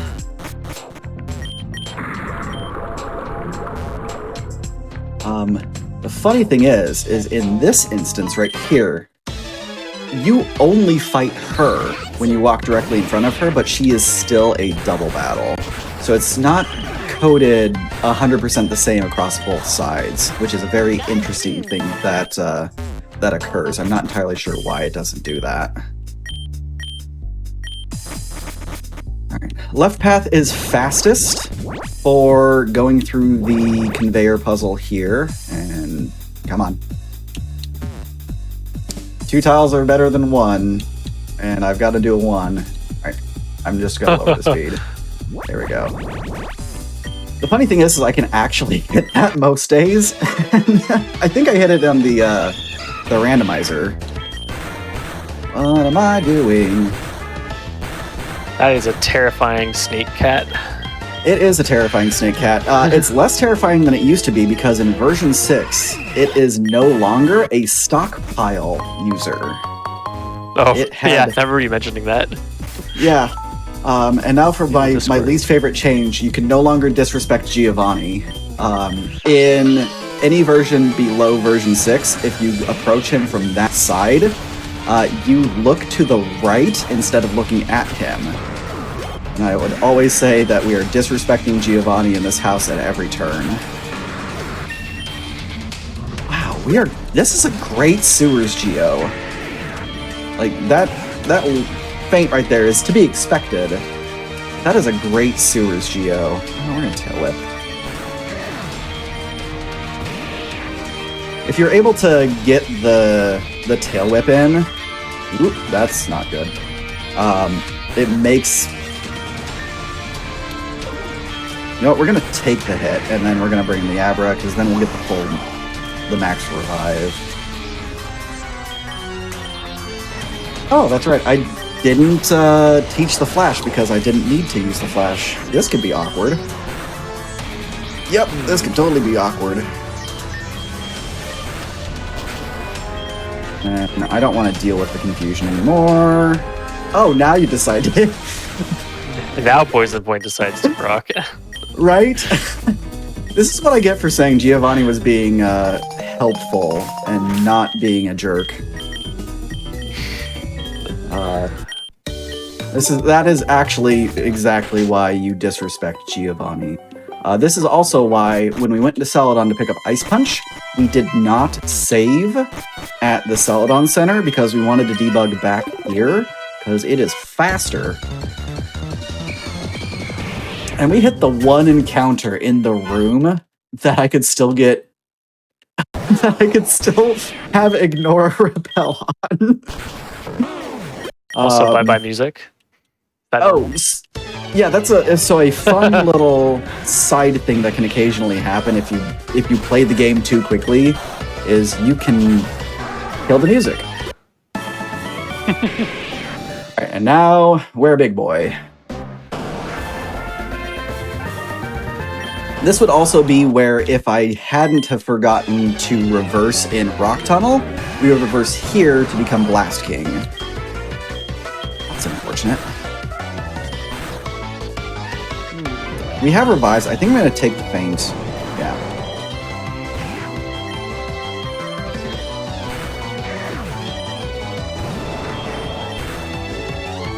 What am I'm losing my mind. So previously, up until this release 6, there used to be a set of rules that the fusions would abide by that would change what types things would be. Ghastly was a mandatory ghost type instead of contributing poison if it was the body type. Gyarados used to be mono water instead of being water flying. All of that's out the window now. They reverted 99% of the changes. The only change that remains is normal flying types will 100% of the time contribute flying instead of any other type. And there's a handful of encounters that I completely forget where, like that one, we do not have a ghost type Meowth, or we don't have a ghost type Squirtle Ghastly. It is a water poison type. And we are going to take a feint here. Oh, we got Mean Looked and Air Cuttered. Okay, cool. Fantastic. That was the last encounter before we got to the healing zone. Oh, good. Yeah, trust me. Oh, Sad Egg. Goodbye, Sad Egg. Oh. The sprite community has so much fun making all of these custom sprites, and they do such a good job. They're so inventive. Even the ones where just like, that is hideously cursed, like anything involving Mr. Mime or Pinsir. Like, they know what they're doing, and they're doing it for the effect, and we love them for it. I'm gonna take every last safety heal that I can, because the game is being egregiously disagreeable. We hit our 38. Oh, Crisp, what are you doing? Give me back control. Thank you. Sorry, my my noise canceller decided to take control for a second.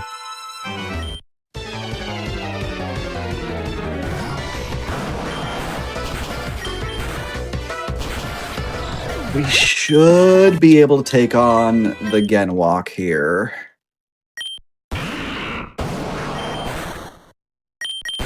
Or, you know, we could just flinch. That works too.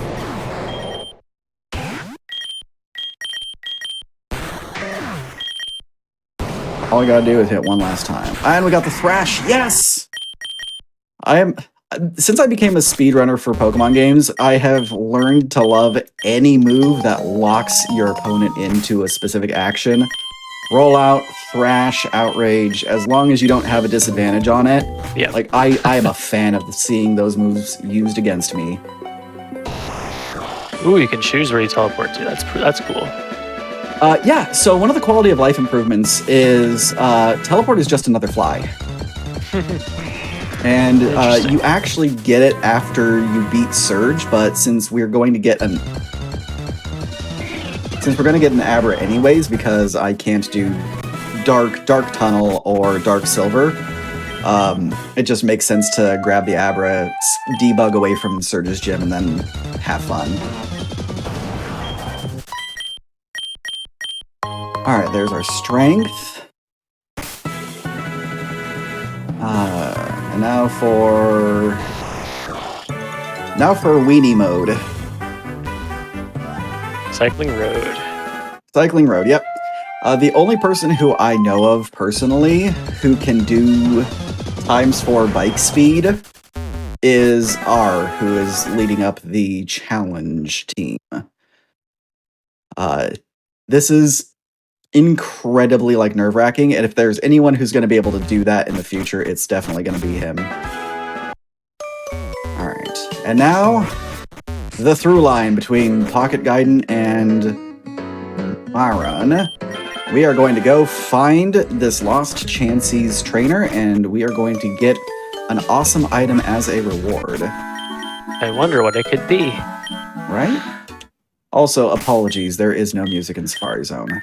I'm not going to use that yet. I'm going to take a couple steps and risk it. So, if anyone has any questions, I get to do this twice, so you've got plenty of time. Yeah, go ahead, post your questions in chat. I would be happy to relay them.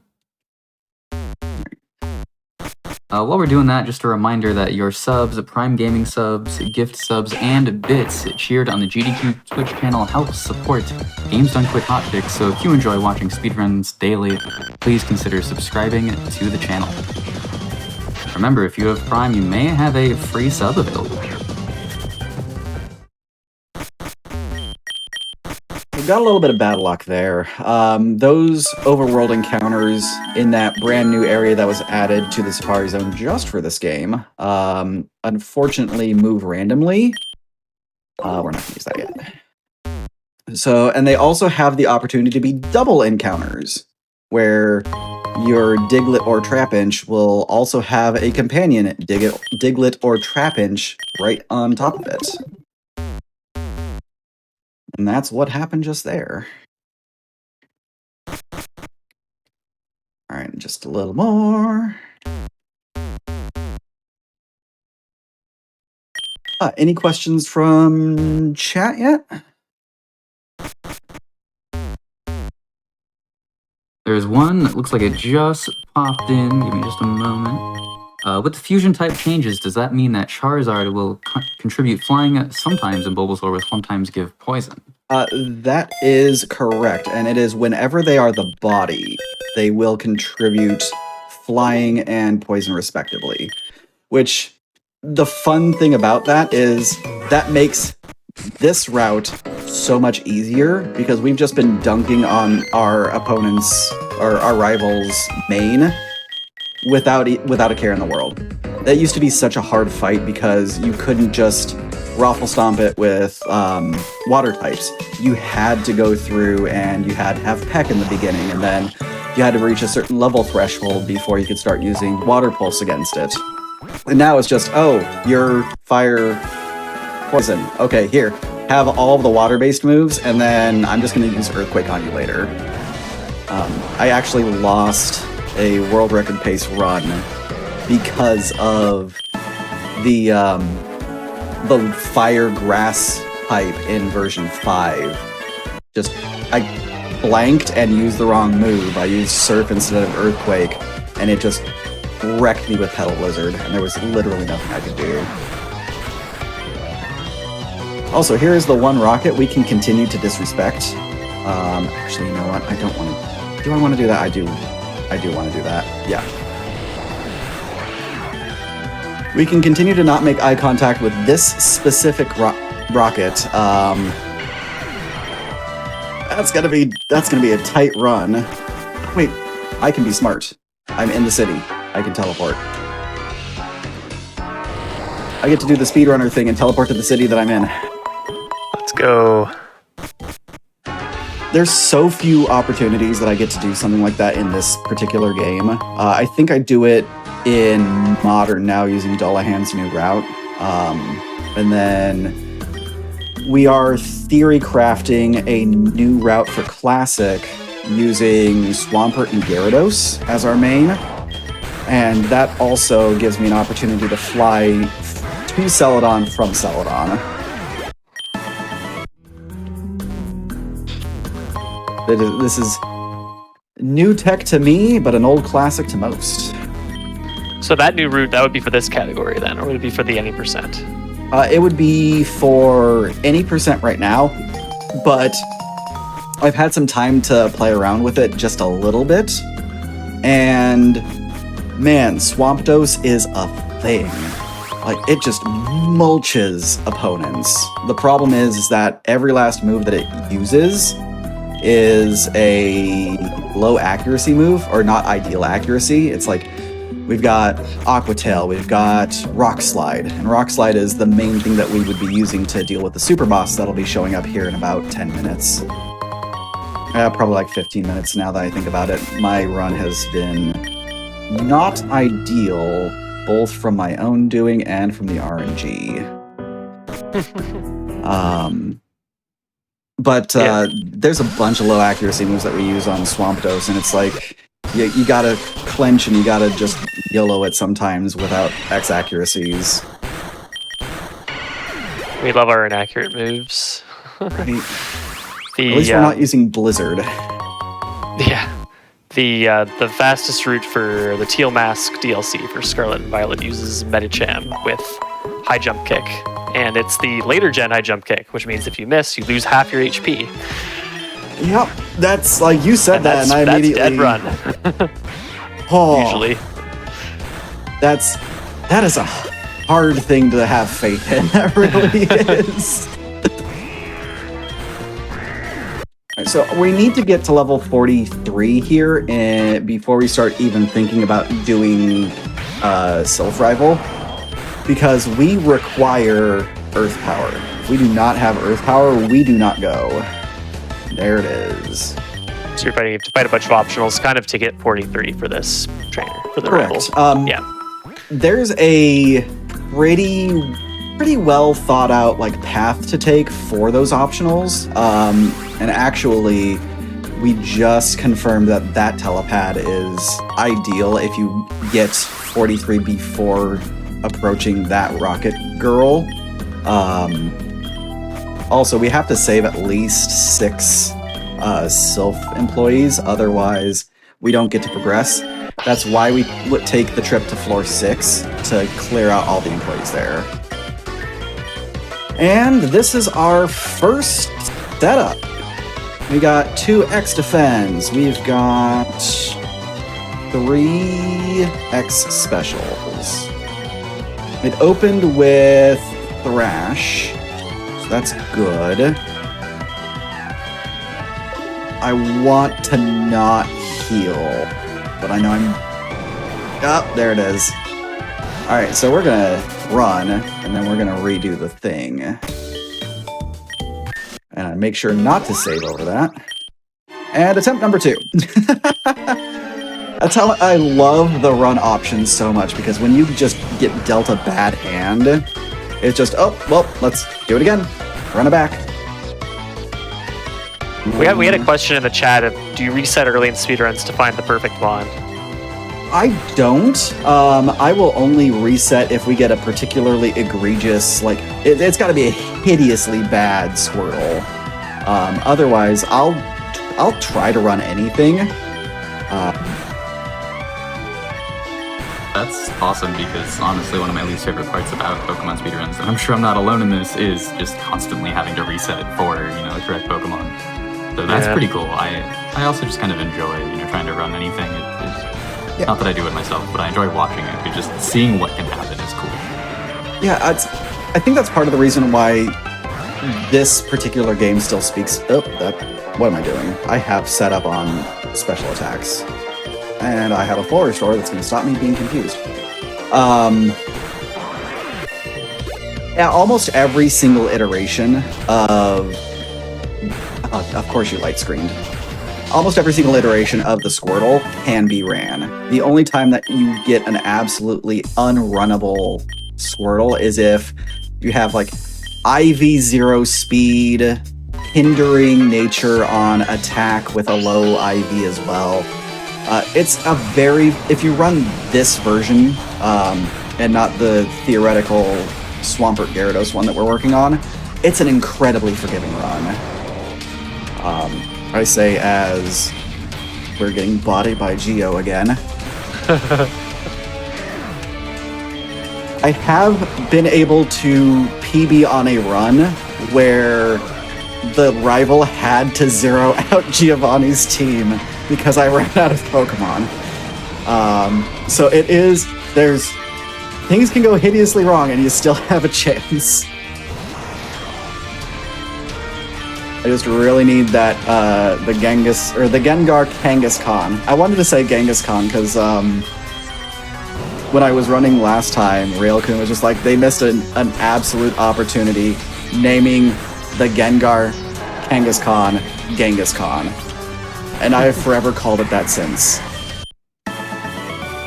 There we go. Alright. Geo's over. I can definitely say with absolute certainty there is a 0% chance that I'm world recording now today. Like, it is absolutely not happening.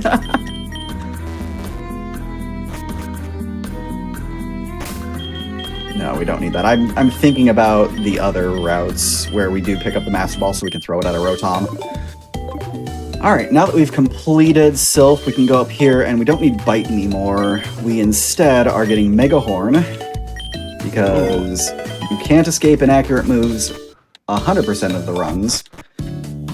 And we gotta go fight Sabrina. We're gonna do Sabrina, then Koga, then Erica. So I'm going to, because I know how this, like, I can see this happening in my brain already. I'm going to buy some super potions, and it's going to hurt me to do so. But if I don't, and if I don't restock on revives, I'm gonna miss 3 Mega Horns in a row and get completely obliterated in one of the random fights, and it's gonna be hideous. So it's better to get the healing now than it is to just lose the run. That's very fair. I'd probably do the same thing. Yeah. Sabrina, because we're fighting her and we're still like just relying on the lucky egg to do the heavy lifting for our experience gain. Like we're above level for the most part. But Sabrina's ace is a Gengar Alakazam. And that is one of the most horrifying things that I have ever said in my entire life. And I continue to have to deal with that every time that I run this category. Yeah, I can see how that would be a problem. Yep. Oh, thank goodness. Alright. Yeah, I will, in on-pace runs, in world record runs, I will still take safety saves on Sabrina. And no one can stop me. This fight has a very specific setup because the Hypno Mr. Mime will always open with Nasty Plot, so we use one X attack and then hope that Mega Horn does its job, and then we use the second one on the Ezreon, and then, theoretically, we sweep everything. So long as we don't miss a Mega Horn. Uh-oh. Okay, we're good. We're good. That face. I was like, I can feel the face that I was making just then. I was like, oh, that is a scrunchy face. Yeah, I saw it miss, but I didn't want to say anything. I'm glad it worked out. Oh, we also missed on the Alakazam Slowbro too, and that is not as spicy of a mon to miss. I don't need the heal because we debugged, and debug gives you a full heal because it acts like your Pokemon fainted, so you get that heal no matter what. I just go. I just go.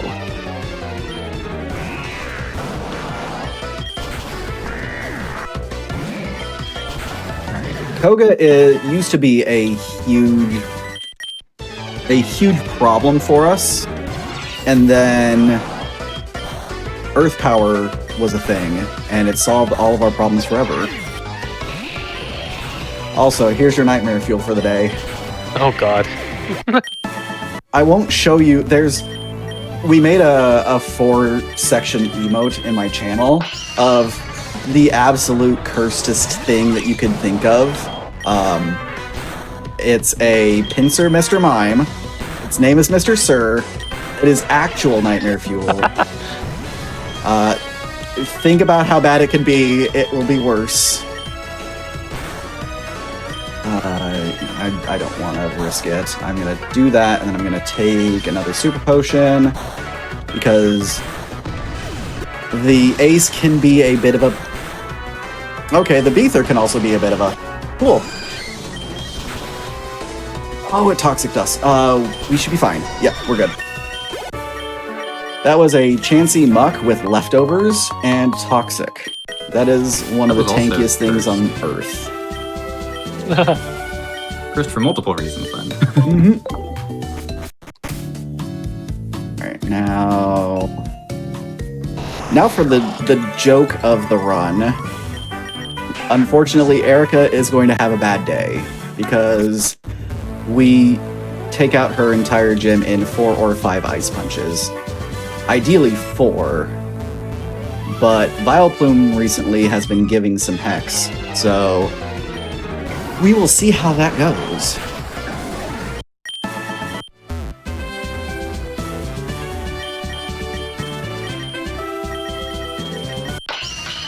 And then on the Blaine.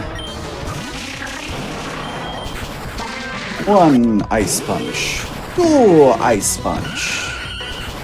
Yep, alright, it's a 5-er.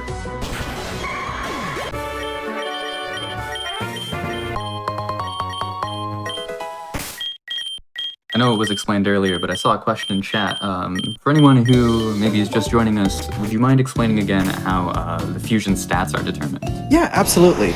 So, fusion stats are weighted based off of the head component and the body component. Head component stats are better for HP, special attack, and special defense. It is rated at 2/3 of base stat total versus 1/3 for the rest. The rest being attack, defense, and speed, which is contributed at... What am I doing? It's contributed at 2/3 weight for the body component. I almost made a big mistake. 27 max I distracted you a little bit. Yeah. I don't... Yeah, we'll be fine. I don't need revives. Just don't get knocked out.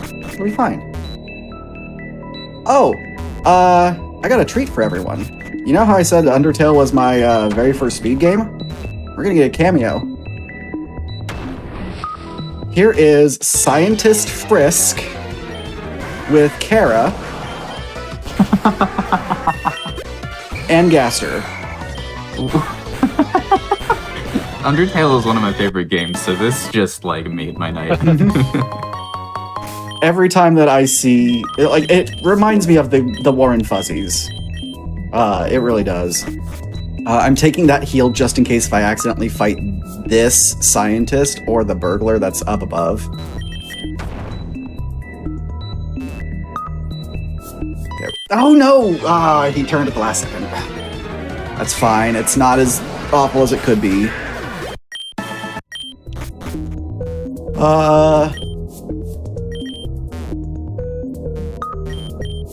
It's actually been long enough since I've done an Undertale run. I might want to maybe look into going on Mercy Kill. Ooh, yeah. For those who don't know, Mercy Kill is all about rusty speedruns, essentially. People run something that they're rusty at and just race against the timer. Yep. Absolutely bangin' show. One of my favorites. Oh, that's one of the single text box ones. Okay, it's fine, because this guy is not scary, because all he does is a is a bunch of Parasect Vulpixes and Parasect Ninetales. Okay. Yeah, sorry to ruin everyone's favorite fox Pokemon. But there's only 2 of those machines, the quiz machines, that have a single text box. And I was going too fast and used one too many buttons. Tombstoner, the classic. Yep. There we go. I will say so that the mansion music was really good. Like what they do with They that. have a lot of really amazing remixes in this game. Wait until you hear Champion Fight. And the secret, super secret, definitely not in the name of this route's last boss. Pterodactyl is on scene today. We've been burned 3 times in this run, I believe. It's 2 or 3. I have gone months playing this route and have not been burned once. I have no idea what's with my RNG today, but it is disagreeable. Also, most gorgeous doggo Something ever. Never happened before. 9-9. Nice. That's pretty funny. There's a lot of really great names for. We've got 9-9, and if you do a Meganium Yon Mega, you get Mega Mega.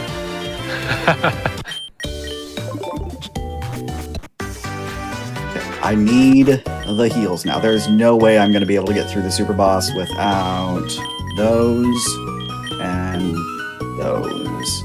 I don't. This run has made me not trust anything. Like, so many things have gone hideously wrong. Oh, we still have our max repel. Oh, there it goes. I'm just getting ahead of things.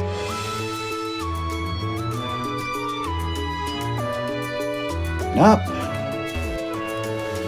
And then go.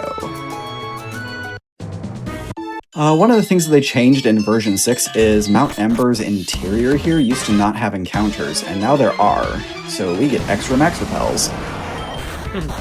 Also, shitouts just casually visiting the Sevi Islands. We will see more of it here in a little bit. That's getting slightly ahead. But it's not the last we're going to see. Also, say hello to Jesse and James of Team Rocket. Prepare for trouble. Right? It is a double. I got the Totodile, and I didn't bring it up front. This is one of the things that I always do. I never remember to bring the Totodile up front. So the Rattata always ends up getting experience. Not that it terribly matters, because we use a rare candy on the Totodile anyways to make it evolve. But it's one of those things where it would not be gaining as many levels as the Rattata is. Speaking of which, let's just do the thing. We're gonna do the thing so I can get my menuing out of the way.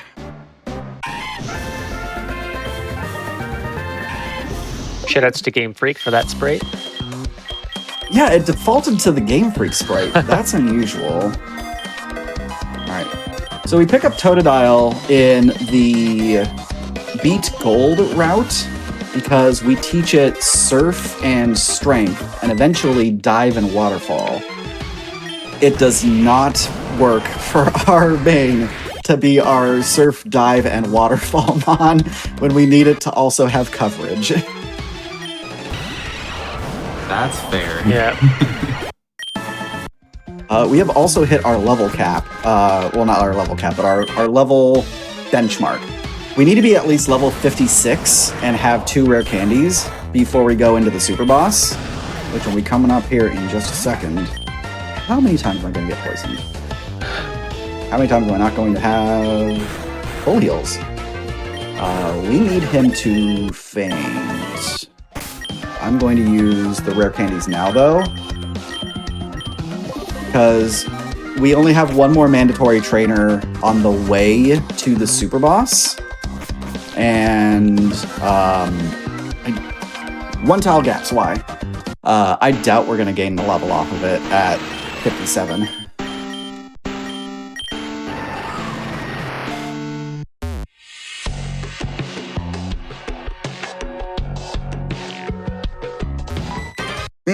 Okay, or we can just take this fight. That's fine too. It's literally nothing. There we go. Good thing I picked up those extra revives.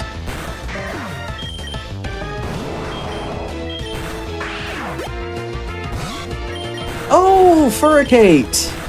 I completely forgot he's the one who has the fur eradicate. One of the most adorable mons in the game. What's my surfs at? 8? Yeah, we'll be fine. We're gonna use an elixir anyways before we start the fight. Okay, so here's the plot of Pokemon Infinite Fusion. Giovanni is a jerk and has been trying to perfect triple fusions, so that way he could fuse the 3 legendary birds together and take over the world. That is the entire plot of the game. And now we are going to kick over his toys in the sandbox.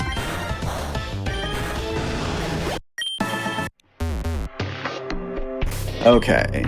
Last second healing. There's the elixir. Here's the hyper, so we're full. Here's the safety save.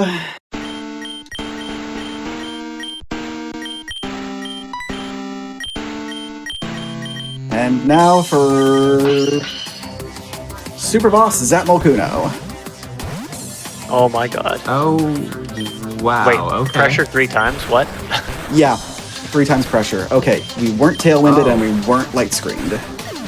Roost, drill peck. Okay, that's fine. It's fine. Ice beam. Okay, we're still good. This fight could go so sideways depending on what it does, because it has tailwind, it has tailwind, it has light screen, it has haze, so we can't set up. Multiple of the heads have ancient power, which can proc if it uses it. Like, Triple Bird is a jerk. If birds are jerks, Triple Bird is a triple jerk. A triple jerk sandwich with cheese, but it's not the good cheese. And this will be a good time to take a break. We're about halfway through the run now. All right, well, this is absolutely ridiculous so far. I hope you all enjoying it. We are going to take a quick break. But before we go, I just want to remind everyone that prize submissions are live for Awesome Games Done Quick 2024 coming up in January. So if you are crafty or have a unique gaming prize that you would like to submit, do me a favor during this break. Go to gamesdonequick.com for more info. In the meantime, we will be right back and take a quick wellness break. Stay tuned for more Pokemon Infinite Fusion right after this.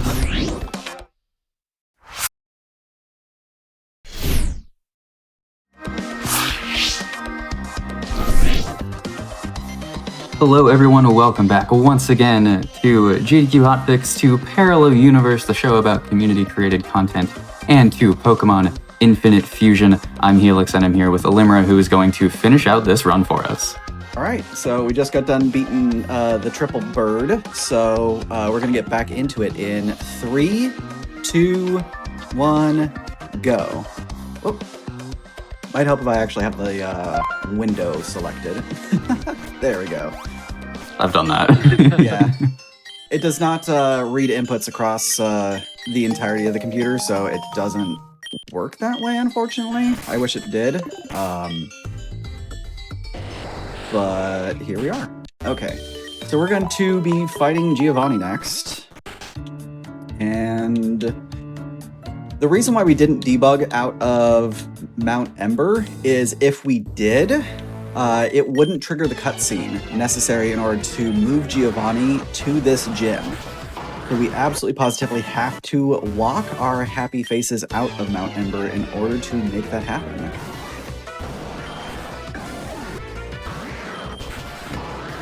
Shoutouts to Alolan Marowak, by the way. There was a Sprider who chose to use that as one of the Marowak alternate artworks, and I love it. That's a cool sprite. All right, Giovanni is another setup. We're gonna do 2 defense, 1 speed, and 3 special attacks. That's a lot of bulldoze. Take a quick heal, just in case if, yep, we're gonna get bulldozed into oblivion. That X speed is probably not gonna do much. Yep, there it goes. That's why we heal.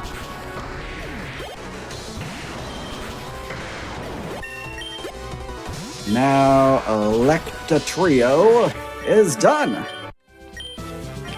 That Glysaur Tyranitar is one of the scariest things that you can potentially just look at you and be just like, you're slower than me. I'm going to delete you now. All right, we got our Earthquake now. We're gonna use the PowerPoint Max on it, and then we're gonna use the PowerPoint Up on Surf. And I had the HP up that I forgot to use, so we're gonna use it now. And debugging away.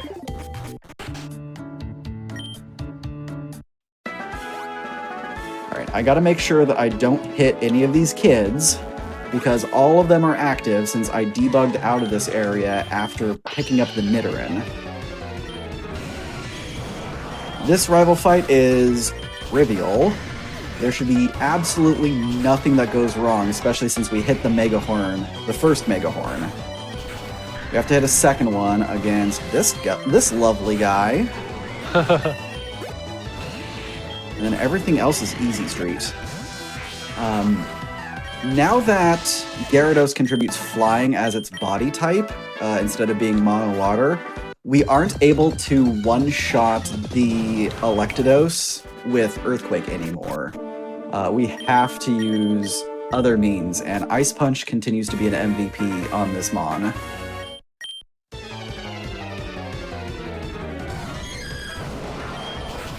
What was it? I think, if I'm remembering correctly, like, Electric and Ice are close to, like, either close to perfect coverage or is perfect coverage in most circumstances. I think I'm remembering that right. Yeah, that sounds right. Fun fact, if you have a Seaking and it learns Waterfall, you can go up to Tojo Falls without getting the HM that you need. Alright, we're gonna take this slow. How I said Mr. Sir has one of, like, is the most cursed Mon. She has the second, and I don't want everyone to see it. But if you are morbidly curious enough about it, get the game, run into her, and enjoy your Nightmare Fuel.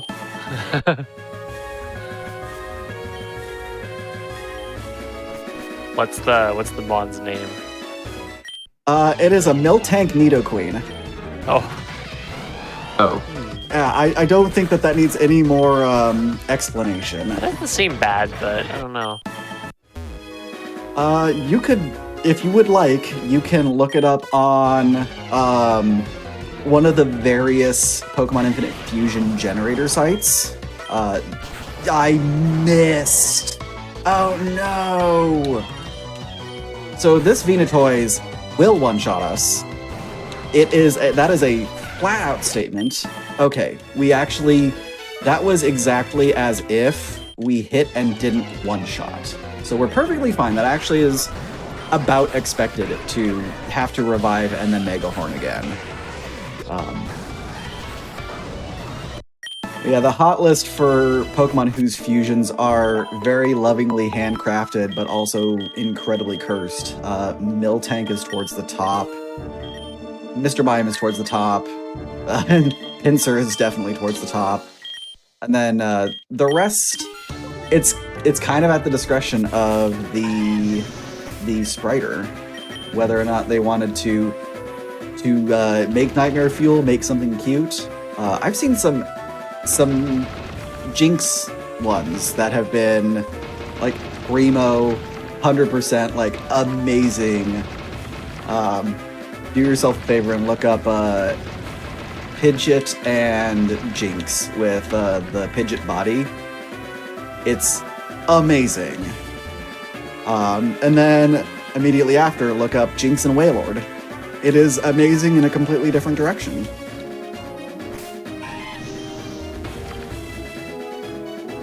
Boulders and one-tile gaps, my one weakness! Oh my god. Oh, there we go. So Come I'm on. guessing it's the Pidgeot body and the Jinx head. Yep. Oh god, that's ridiculous. If you are a fan of chicken, it's got that covered for you.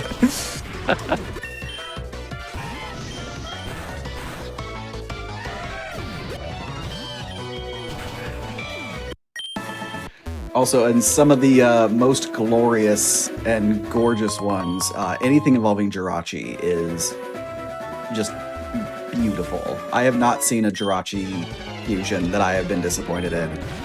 Rapidash also usually at some of the best ones.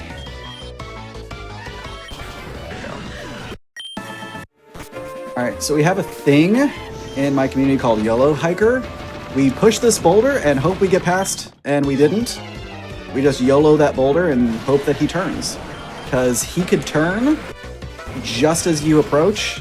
He could never turn. I have stood there for, I kid you not, 3 minutes waiting for him to move. And then I tried going around him, and then he turned into me. So the strategy is just YOLO it and hope. If you get the time save, cool. If you don't, then, well, you've already planned not. And she should hopefully stand still, and she did. Also, I feel so dumb. I only just now realized I could cross that gap this way. I used to go around. I learned that yesterday, and I feel so dumb that I didn't think about that sooner. It's like free time save from not walking all the way around those pillars.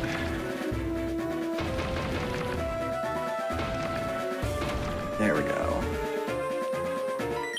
It wasn't fast enough. I lined it up perfectly. It's perfectly fine. He has nothing threatening. He has this really awesome Skarmory Charizard, though. Ooh. That used to be deleted by Earthquake.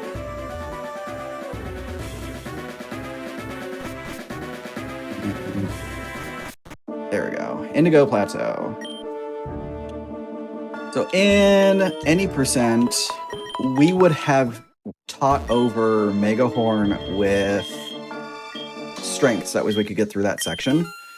We instead get the Totodile in this one. You know what? I want those. With how my luck has been going, I'm going to need the full heals. Alright, Earthquake Magmorgong. I'm going to Surf Mamabro and then Oh, no, we're going to Surf it again because she's going to full heal. And then we're going to Earthquake it. And not get the range. Twice. Oh, but we got the Poison Point. Okay. This is our setup mon. We set up on the Tentaster. And it's 1, 2, 3. And then Earthquake. Okay, fine. Megahorn, and Megahorn again. Okay, we're not Megahorning again. We are full restoring. And now we're Megahorning. There we go. Man, they are absolutely bodying me with every secondary effect they could possibly throw at me today. Alright, Bruno time. No setup is needed on Bruno. He's actually fairly easy. Earthquake, Surf, Earthquake. You are not Steel anymore. You are Bug fighting with... Oh, good. He didn't close combat me. And then there's a specific way you need to handle this Magneton Steel. You need to Ice Punch it first, and then you can Surf it. Because it will always have Sturdy, but things didn't go quite the way I was hoping. There we go. Stop talking to Bruno. He's not that interesting. There we go. Elixir, and then Agatha.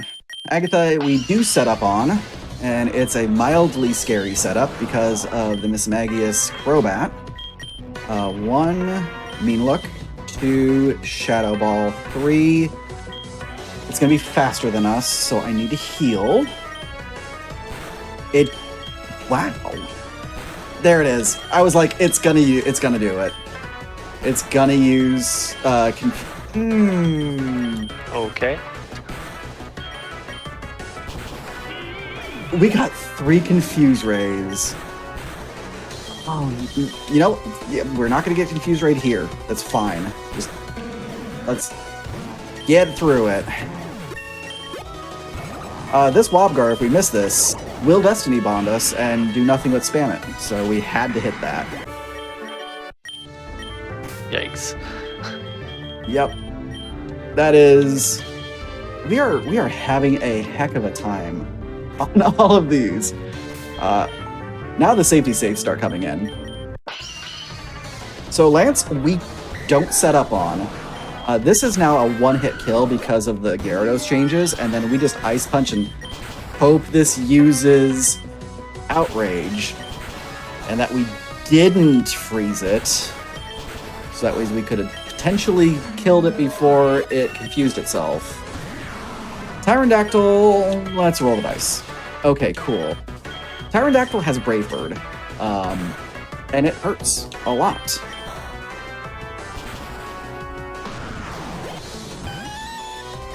Ice Punch that, and it shouldn't kill us with Tri-Attack. And then we Earthquake this glorious-looking specimen. There we go. And now... Champ, who is significantly less scary than in his pre-version 6 iteration, but I'm still going to take the safety save. Also, banger alert.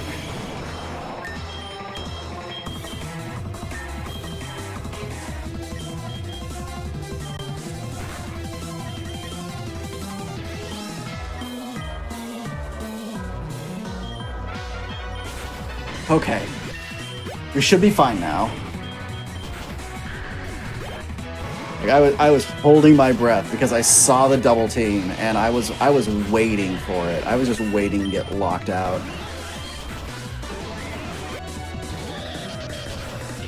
Okay, so your any percent would end on Fade to Black into credits, which is coming up. But since we're going to gold, we're going to be moving straight through after the mandatory credit segment.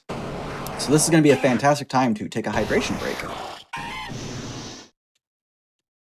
Yes, hydration is good. I can also say some things. We had a really fun Pocket Gaiden run earlier. That is a Pokemon Emerald fan game. But if you missed that, maybe you missed any of the other Hotfix shows, and you want to check them out, you can catch the VODs on youtube.com/gamesdonequick. Of course, all the VODs from mainline GDQs are there too, all the marathons. Great place to go to get some more speedrun content. And as a reminder, I said this earlier, but I'll plug it again. Your subs, Prime Gaming subs, gift subs, and bits all go to support the Games Done Quick Hotfix. If you enjoy watching Speedruns daily, you want to support GDQ, you like what we do, please consider subscribing to the channel. I also wanted to shout out, the fact that you can commentate this as well as you can is absurd, because this goes by so quickly. When you're playing at 4 times speed, and there's all the fusions to account for, this is really impressive.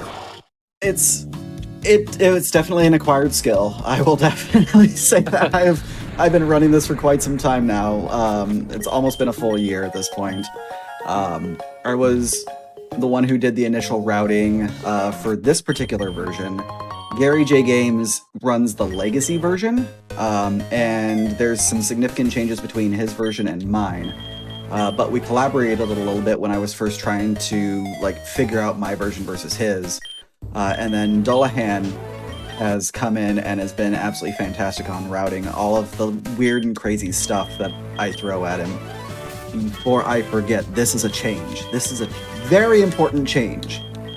We don't use Mega Horn in the second half anymore. We use Toxic, and I almost made an oops there. Very recent. Replacing one inaccurate move with another. Yeah, well, here's the thing though, is that we have to choose which evil we want to deal with. I would much rather take Toxic, because Toxic is going to be absolutely guaranteed damage against this monstrosity. Chansey Miltank. Its defenses are absurd. And that fight could have gone on another minute if Whitney wanted to be a something Applebee's.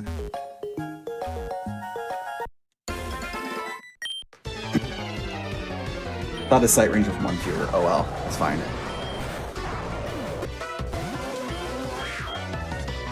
Sir. I hit this thing yesterday. In my new world record, I hit this trainer yesterday, and I was like, oh yeah, I could just surf this. And now all of a sudden my brain blue screened.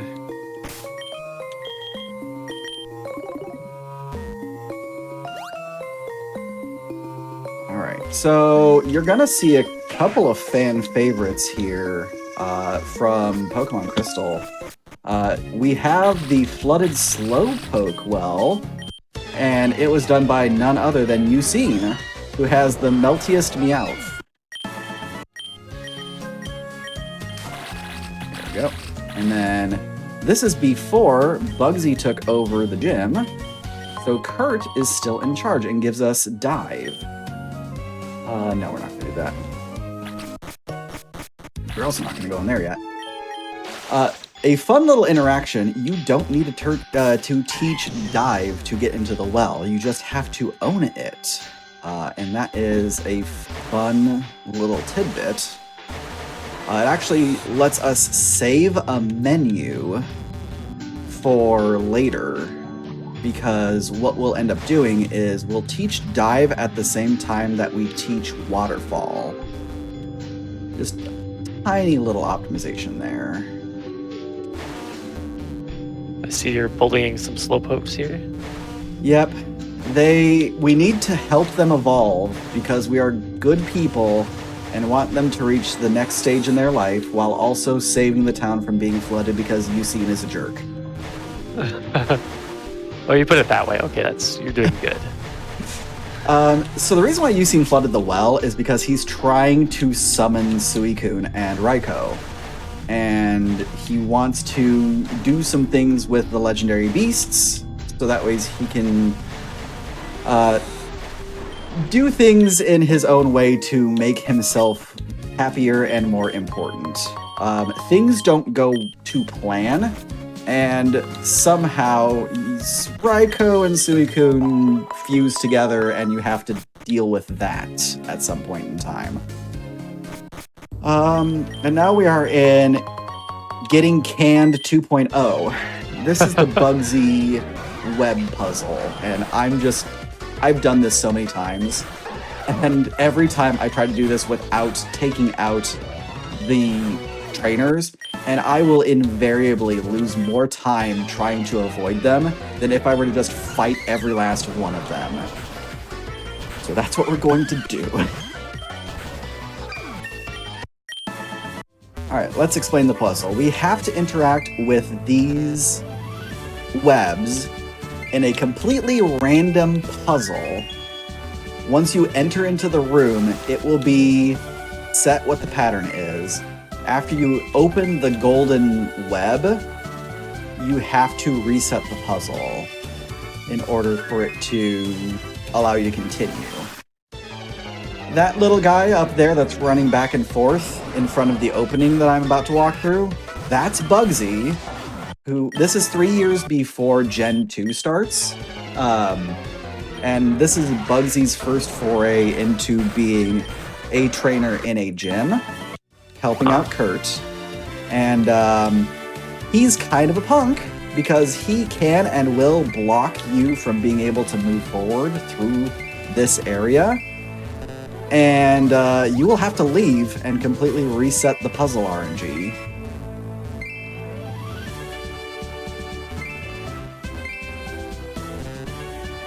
Of course, it's the far one. It was the far one yesterday too. Why didn't I just run to the end thinking that it would be the far one? And once again, one tile gap. It's always the last one. Ah! Oh my goodness. Yeah, this is why I said this is Getting Canned 2.0. Because there's no tells. And it's random every time. Kurt, however, is not that bad. He's got a couple of things that's a little awkward, but because we are 20 levels over his team, we don't have to put too much effort into dealing with him. There is this lovely monster, but it's not so hideous that we don't have just the ability to use an Earthquake and Surf. This guy, however, is a problem. Because he is steel type and incredibly tanky. If we didn't have Earthquake, it would be a completely different run. And here is our Blissey Shuckle. Yep. That sounds like a fun time. Good thing there's Toxic. Yep, I use Toxic and then 2 Earthquakes and Prayer. I didn't debug out. I should be fine. We've got 2 mandatory fights in... That's strength, not a repel. There's 2 mandatory fights in here. They're not terribly hideous. That guy turns and then turns back immediately. He is the guy who, if you are not paying attention, will just catch you and you will suffer. Hey, Machoke wants a hug today. Alright, there we go. And then he is a spinner, but waits. That guy, if you move too fast, he will get you. And then there's this guy who's just mean. And this is the last trainer. Had too much coffee today. Mm-hmm. And we have the happiest looking guy ever. Jump Huff Slowbro is just living its best life. We can get through the rest of this area without needing to heal and without needing to get into any fights if my movement is good. Right in the middle. There we go. And then that kid, and then we say hi to Ucine, but we don't care what he says. We've got gym leaders to fight still. Here's an instance of us setting a debug point that we are not going to immediately use after we get done with the gym. We have different plans for that debug point. Here is an unfortunate segment. Single tile paths.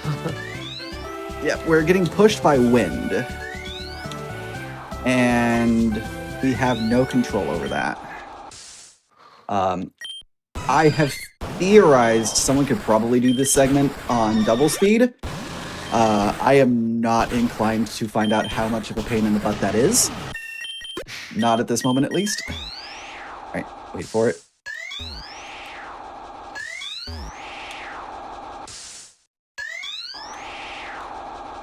Nope. Nope. I did not want to lose it just at the last second. Alright, Faulkner is mostly ice punchable. There is one Mon where it's definitely a situation of one of these things is not like the other. You'll know it when you see it. It might be this guy. It's justifiable because it has an air balloon. And then this is where we take our time to heal if necessary and then just earthquake it because it's not going to have a fun day.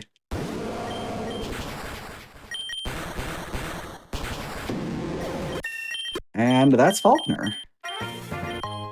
This second half really is just like a boss rush.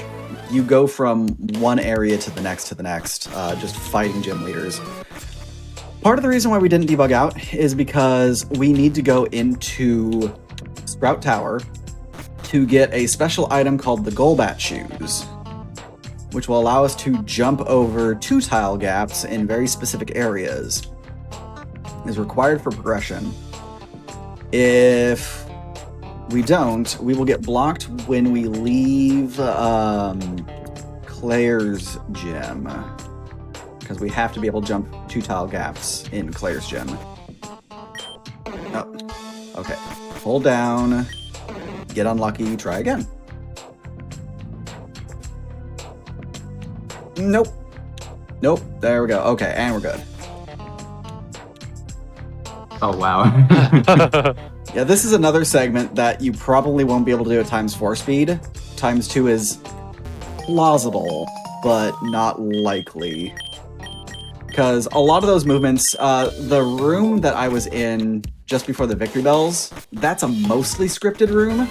The Bellsprouts will behave in a similar manner every time that you go through it, and you kind of need to get caught to reset the RNG to like really guarantee that you're going to have a good time.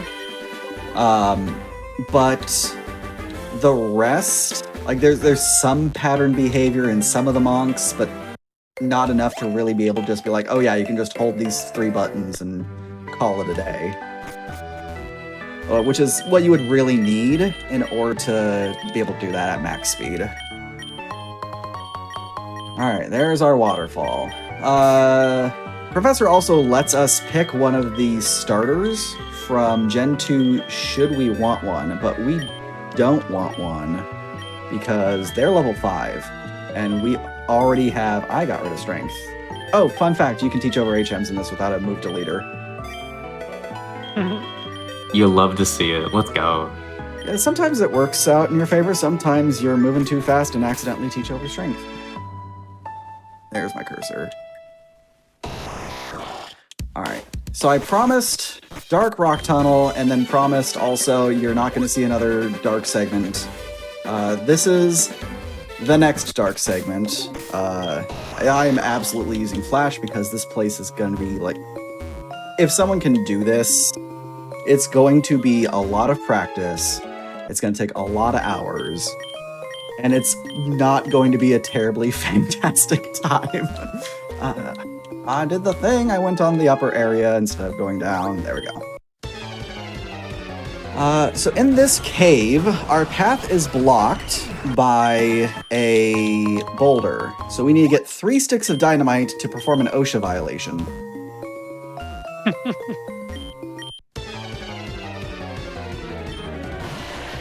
Most of these guys, pretty okay, until you see the Golbat. This thing is... Of course. The one time that I don't use Ice Punch on it is the one time that it decides to use Mirror Coat instead. Oh, and he's just gonna spam...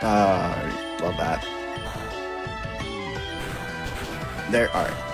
There, come on, one more. Oh my god, it doesn't have any attacking moves. Yep. It is just a Wobbuffet that flies. It has Destiny Bond, Safeguard, Mirror Coat, and Counter. Oh, we got the Licky Golbat. I like the Licky Golbat. I'm probably the only person around who does right now.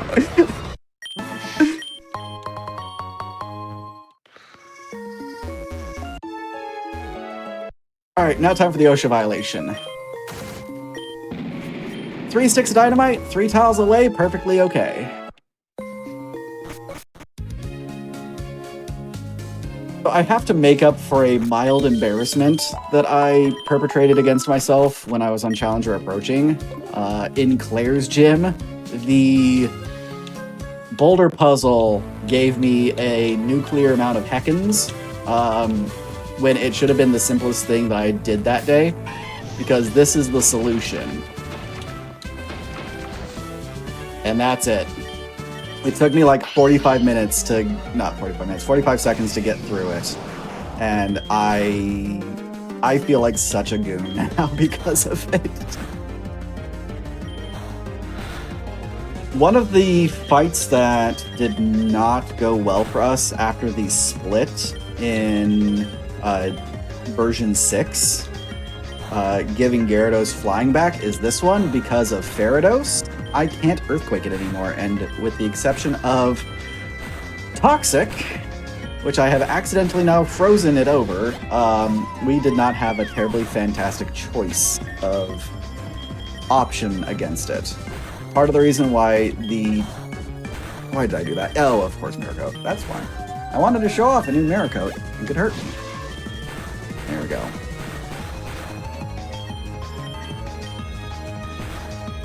Oh, now it decides to use Outrage.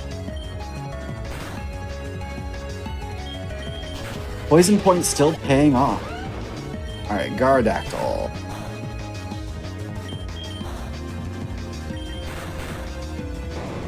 You know what? I deserve that for using Surf before just Ice Punching it out of the sky. I'm not using a max on it.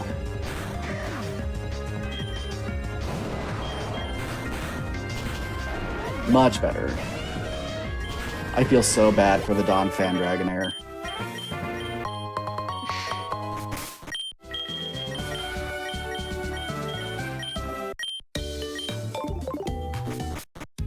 And now we climb a mountain. And this is why we needed the Golbat boots from Sprout Tower, is to jump this gap. And that's it. You turn. Well, there you go. I'm trying to imagine Golbat wearing a pair of boots. I think they're like Burmese sandals. Oh crap. That's the tile I didn't want to be on. I wanted to be one before it. That's fine. We just have to dunk on a Delibird. Deli Tails is absolutely gorgeous and majestic. And Yeah. I will like fight that people pretty. over that one. Go and usually I can get through that without getting any encounters, so long as I don't accidentally hit optionals. And this way. Oh, y'all like hockey? Yeah, I mean, I'm from Minnesota, so by default, I have to. I'm from Canada, so I absolutely have to.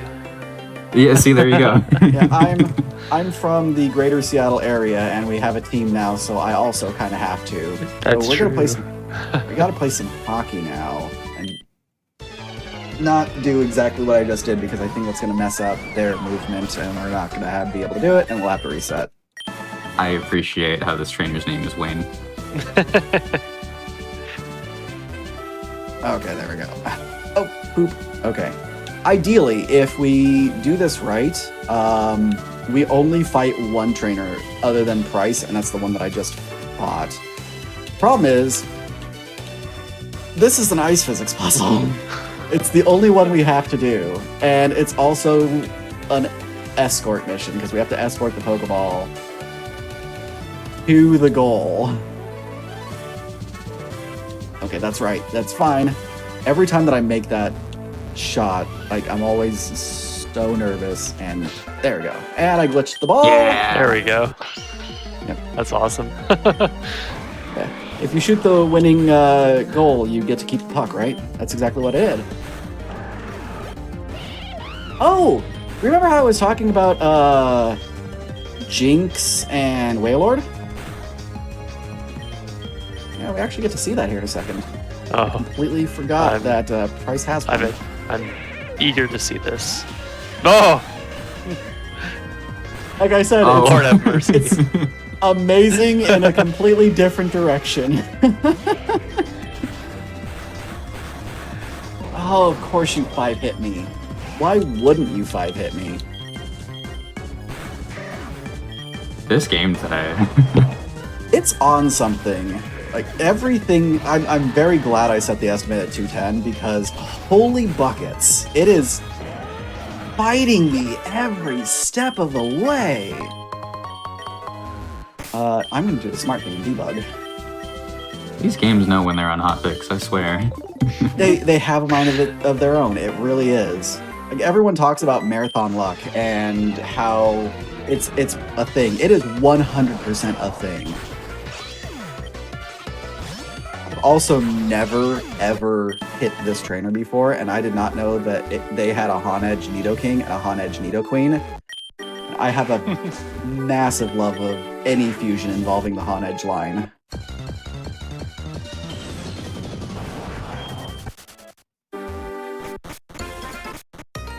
Alright, I'm gonna get a bunch of safety healing.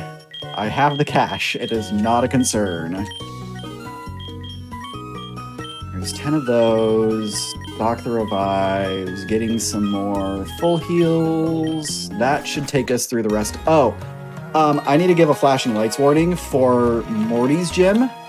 We have to do a puzzle here real quick, but Morty's gym has flashing red and white lights, and it's not going to be at full speed. I will promise you that. So you don't have to worry about it being absolutely awful, but it is still unpleasant.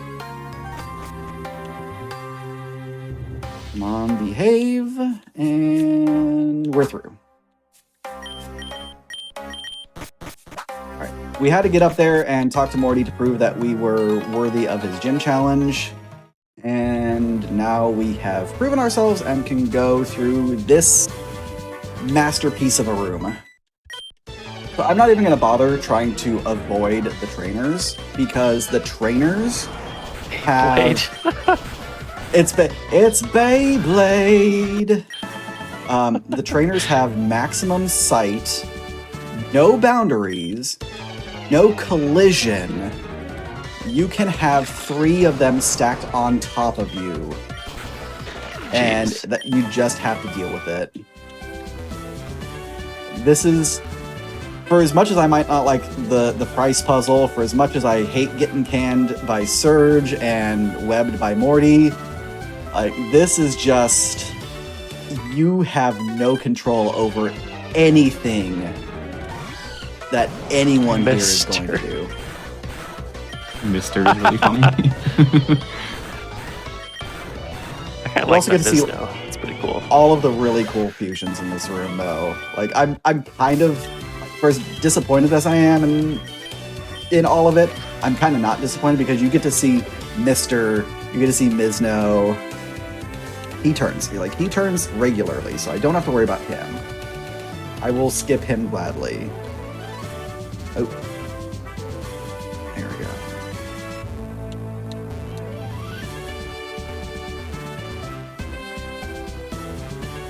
Alright, so part of the reason why we needed Toxic is we needed to deal with Morty.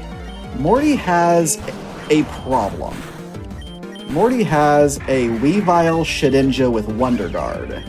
And anyone who has ever attempted Kaizo Ironmon understands that shed coverage is absolutely required for that, and this run shows that you need it here too. There are randomizer runs that I have that are unfortunate enough to get shedded multiple times in a single run. And it is the actual worst. Especially since you can get Shedinja with a very specific set of typings that makes it weak to a single type. Looking at you, Normal Ghost.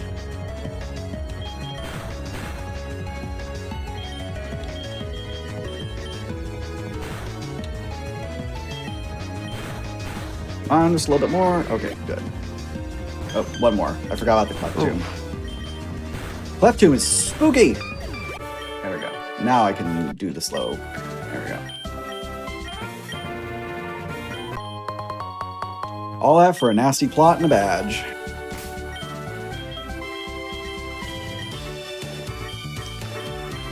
One, 2, 3, 4, 5, and 6. Go. Alright. So we've only got 2 gym leaders left. We've got Jasmine, who I will invariably accidentally call Janine, and Chuck.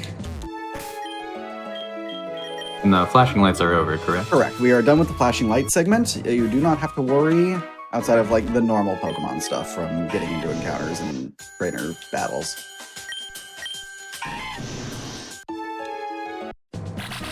And that's the dive segment. That is the only reason why we need to dive.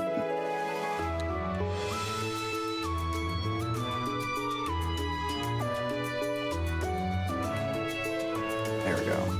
Just realized I was doing that at ×2 speed instead of ×4, when I was like, why is this so easy? Oh, that's why. Oh, Boone Island. Yep, we're on Boone, and then we travel to Kin. Oh, this is where Chuck is, okay. Mm-hmm. Chuck is training under a waterfall. You're gonna see some really badass Pokemon here in a second. Like the Lucario Flygon is one of them, and then we also see a lovely Blaziken fusion here in a moment. We're gonna Toxic you because you try to counter me. And you try to Discipunch me. There we go. There's the Blaziken Infernape, and there goes the Blaziken Infernape.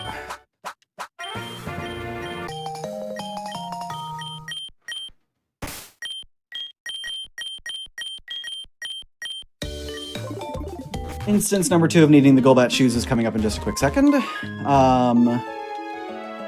Right here, and we dodged the Karate Man. So one of the things that's preventing you from doing all of the fun Civi Islands content is there are Corsola all over the place. And they are preventing you from being able to go in certain areas until you beat Jasmine. Jasmine gives you a marinade instead of a key item, which was a marinade doll that was previously featured in earlier versions. But with the release of version 6, also dropped the marinade proper, and the game is coded to have you flash the marinade at the Corsola to make them run away. Here's our monkey, here's our donkey, and our weasel. That's a totally optional trainer, but I love running into them because of the Pokemon. And here is your turkey.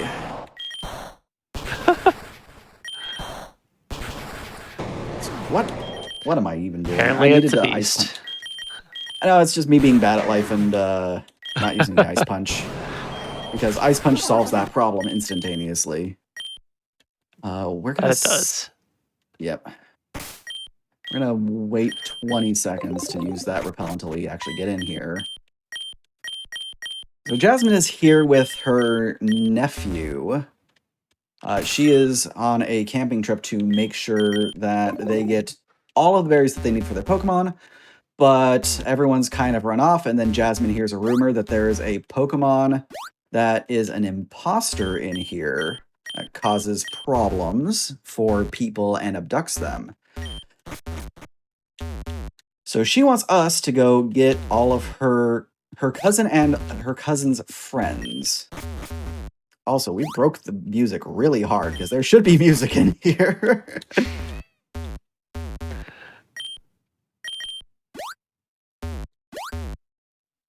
The silence is a little bit ominous.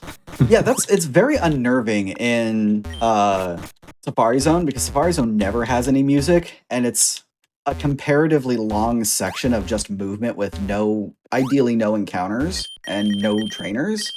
So you just go through in dead silence. Here's our imposter Pokemon. It was Zoroark, and it is no longer a Zoroark. Kids all get saved. There's a U-turn in that trailer, but we don't need it. And now, since we've saved Jasmine, we get the honor of being able to fight her. And again, she has some absolutely amazing fusions. Yeah, we'll be fine. Oh. We unfortunately do get to disrespect Jasmine like how I wish we could continue to disrespect Giovanni. Cool. I was able to bait one of those out. That ideally should be... Nope, she had one more. I can never remember if she has one or two because she uses it so infrequently. Like, I've gone full fights where she's had every right to use a full restore, and then she just doesn't. Especially since that has Sturdy. Ooh, Metadon looks cool. Metadon is amazing. I want one. I want one personally in my house. After we beat Jasmine, we get the marinade, and now we have 16 badges, and we get to go talk to not our family. We get to talk to this lovely individual, who some might know as Cynthia. There's some weird goings-on Mount Silver. The power readings are over 9,000, and we need to check it out because it's too dangerous for normal people. So the three champions are teaming up. Alright, take the heal. I'm dubious at this going well. Oh, and there's Koga. After you get all 16 badges, you can hunt down all the gym trainers and do gym trainer refights, as well as do Elite Four Round 2. That is not something that we've routed out yet, though. There isn't even a category for it. But if Dullahan and I and Gary and Dullahan and Gary get bored, we may start looking into doing Elite Four rematches and gym rematches. Up we go. This is the second of the dark segments that I said that I was not going to be doing today. We're going to be seeing some very angry mons from our rival now, like this Arcanine Tyranitar. Blue has leveled up his game significantly in the time in which we left him at Victory Road. And I'm not a fan of the Crobat Pidgeot because it has Whirlwind, and I do not appreciate the fact that Whirlwind exists on that mon this late in the game. Here's a problem. Ooh. Yep. Like, Gengar Alakazam is a concern. This is a problem. Especially since it will always have Synchronize, so in order to make sure that I have the ability to just heal through anything that I might need, I Toxic immediately and then do a full restore, so that ways we can just nickel and dime it with Toxic until it's done. Blue does not have any healing items that he uses with any sort of regularity, and he is a required fight to give us Rock Climb, which is going to be taught over our Surf. We do lose the PowerPoint up that we had previously, but that's not that big of a deal considering we're not going to be relying on... Why did I say no? We're not going to be relying on Surf terribly too much since we have Earthquake as a better all-hitting move. Also, I love how the game was just like, you hit no! Immediate encounter.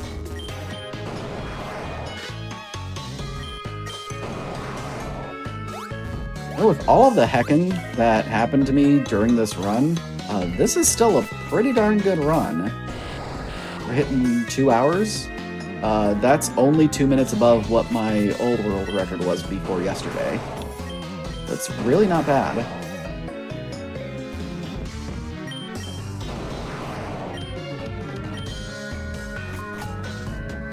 Wait, I lied. Here's our dark segment for Silver 1, here's our dark segment for Silver 2, and now we're done.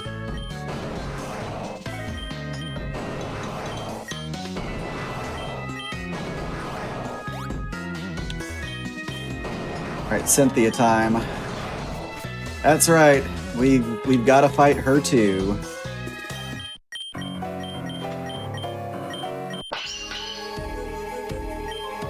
In an absolutely bangin' remix. Oh, you know what? That is a fusion combo I had not even considered. Yeah, it's... We have some... Oh, I got Magic Leafed. We have some really awesome fusions here. Please? That's a problem. That's a big problem. Because that might still one-shot us from full. Yep. Our speed is too low. Oh.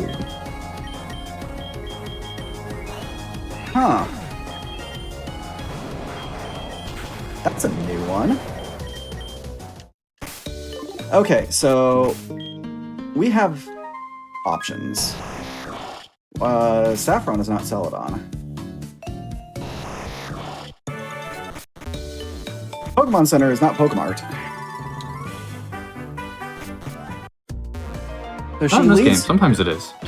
Sometimes it is, yes. It actually is in the Seville Islands. So we don't need our reversers. I'm going to need more max repels in a second. We have a rare candy. We have an elixir. We don't need the elixir anymore. Sell these. Kurt gave us candy balls. That's a huge payday. We can't sell any of our... We're gonna do that. Renew that. And I missed getting a sixth one of those, so okay. That should be fine, and we didn't lose a large amount of resources. We only lost one of the... Oh, I need more repels. Just need like 2, just to be safe. There we go. Number one lesson of the day, know every backup that you possibly can, because you never know when you're going to need it. Some really nice on-the-fly decision-making. Remember how I said that the only time we don't take any Squirtle is if its speed was in the dumpster? Apparently the speed was worse than I thought on this one, and we just didn't get punished for it. Oh, yeah.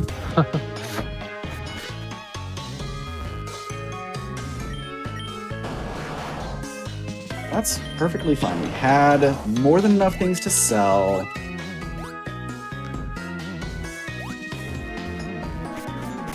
I was wondering if X speed was going to be the solution. And I guess I was right. Kinda, yeah. I'm actually also going to use my rare candy that I had in leftover. Getting that one extra rare candy, the safety candy that I got earlier, I always hold on to it if I'm going to take it until the Cynthia fight. Because once we get to gold is mostly just going through the motions.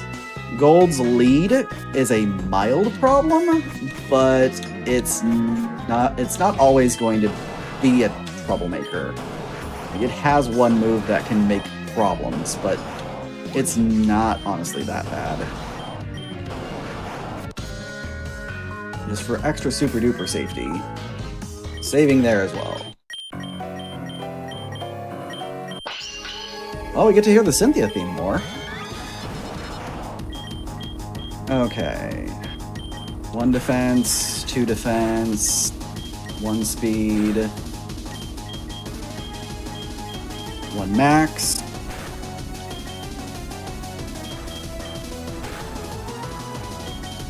I'm gonna take this like super baby steps because I don't want to lose my everything, and the amount of shadow balls that I'm eating and not getting my special defense down is okay. And I used the wrong move. Oh my goodness. Okay, well, let's try that again. This is why you don't move too fast. That's exactly what that was. That was me just being like, okay, I just hit right, and then everything is fine. Well, I had to hit up first, because that's where Ice Punch lives. We get to hear the Cynthia theme again. That's fine. We can still be underestimate. This is 4 minutes to do the next super boss, and gold is perfectly acceptable. Like, it's perfectly within reason. Come on, keep using Tri-Attack on me. Okay, I take it back. Stop using Tri-Attack on me.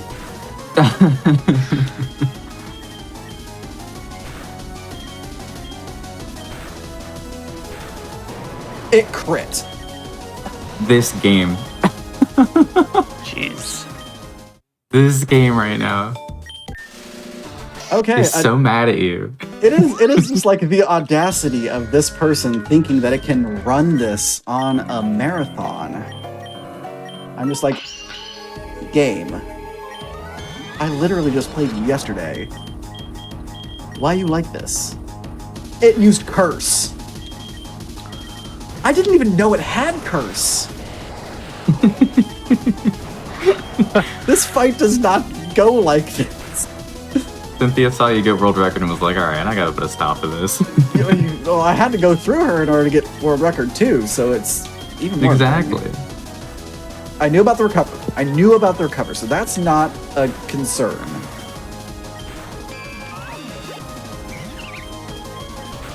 There we go. That's how that's supposed to go. And now I'm supposed to be very upset about this thing existing.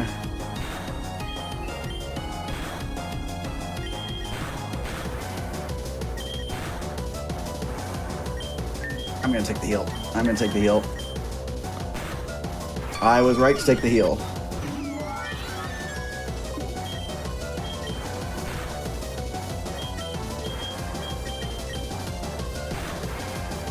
So about those, like, 1T full restores that I grabbed specifically for this. Her ace is the easiest thing. Okay, she gives us a full heal. I'm taking a safety save. And then we get to fight another super boss. I think Cynthia also just really wanted to hear more of the music. I don't blame her. Her theme is amazing. So here's our new super boss. Oh, I mean, I was expecting something like this again, but oh. Yep, there's a triple fusion of the these three. The Center Legendaries, yeah. Yeah, all of the Gen Legends get triples where applicable. There's Shadow Force. It was like, just because I was expecting this doesn't mean I was prepared for it. You're never gonna like the first time that I saw the Reshiram Zekrom one, like my jaw just dropped. The starters also have a triple fusion. Oh, that's interesting. Don't hit no. What am I doing? Oh, we're gonna be barely over. Just barely. Because Cynthia was a punk. Get Surf back on.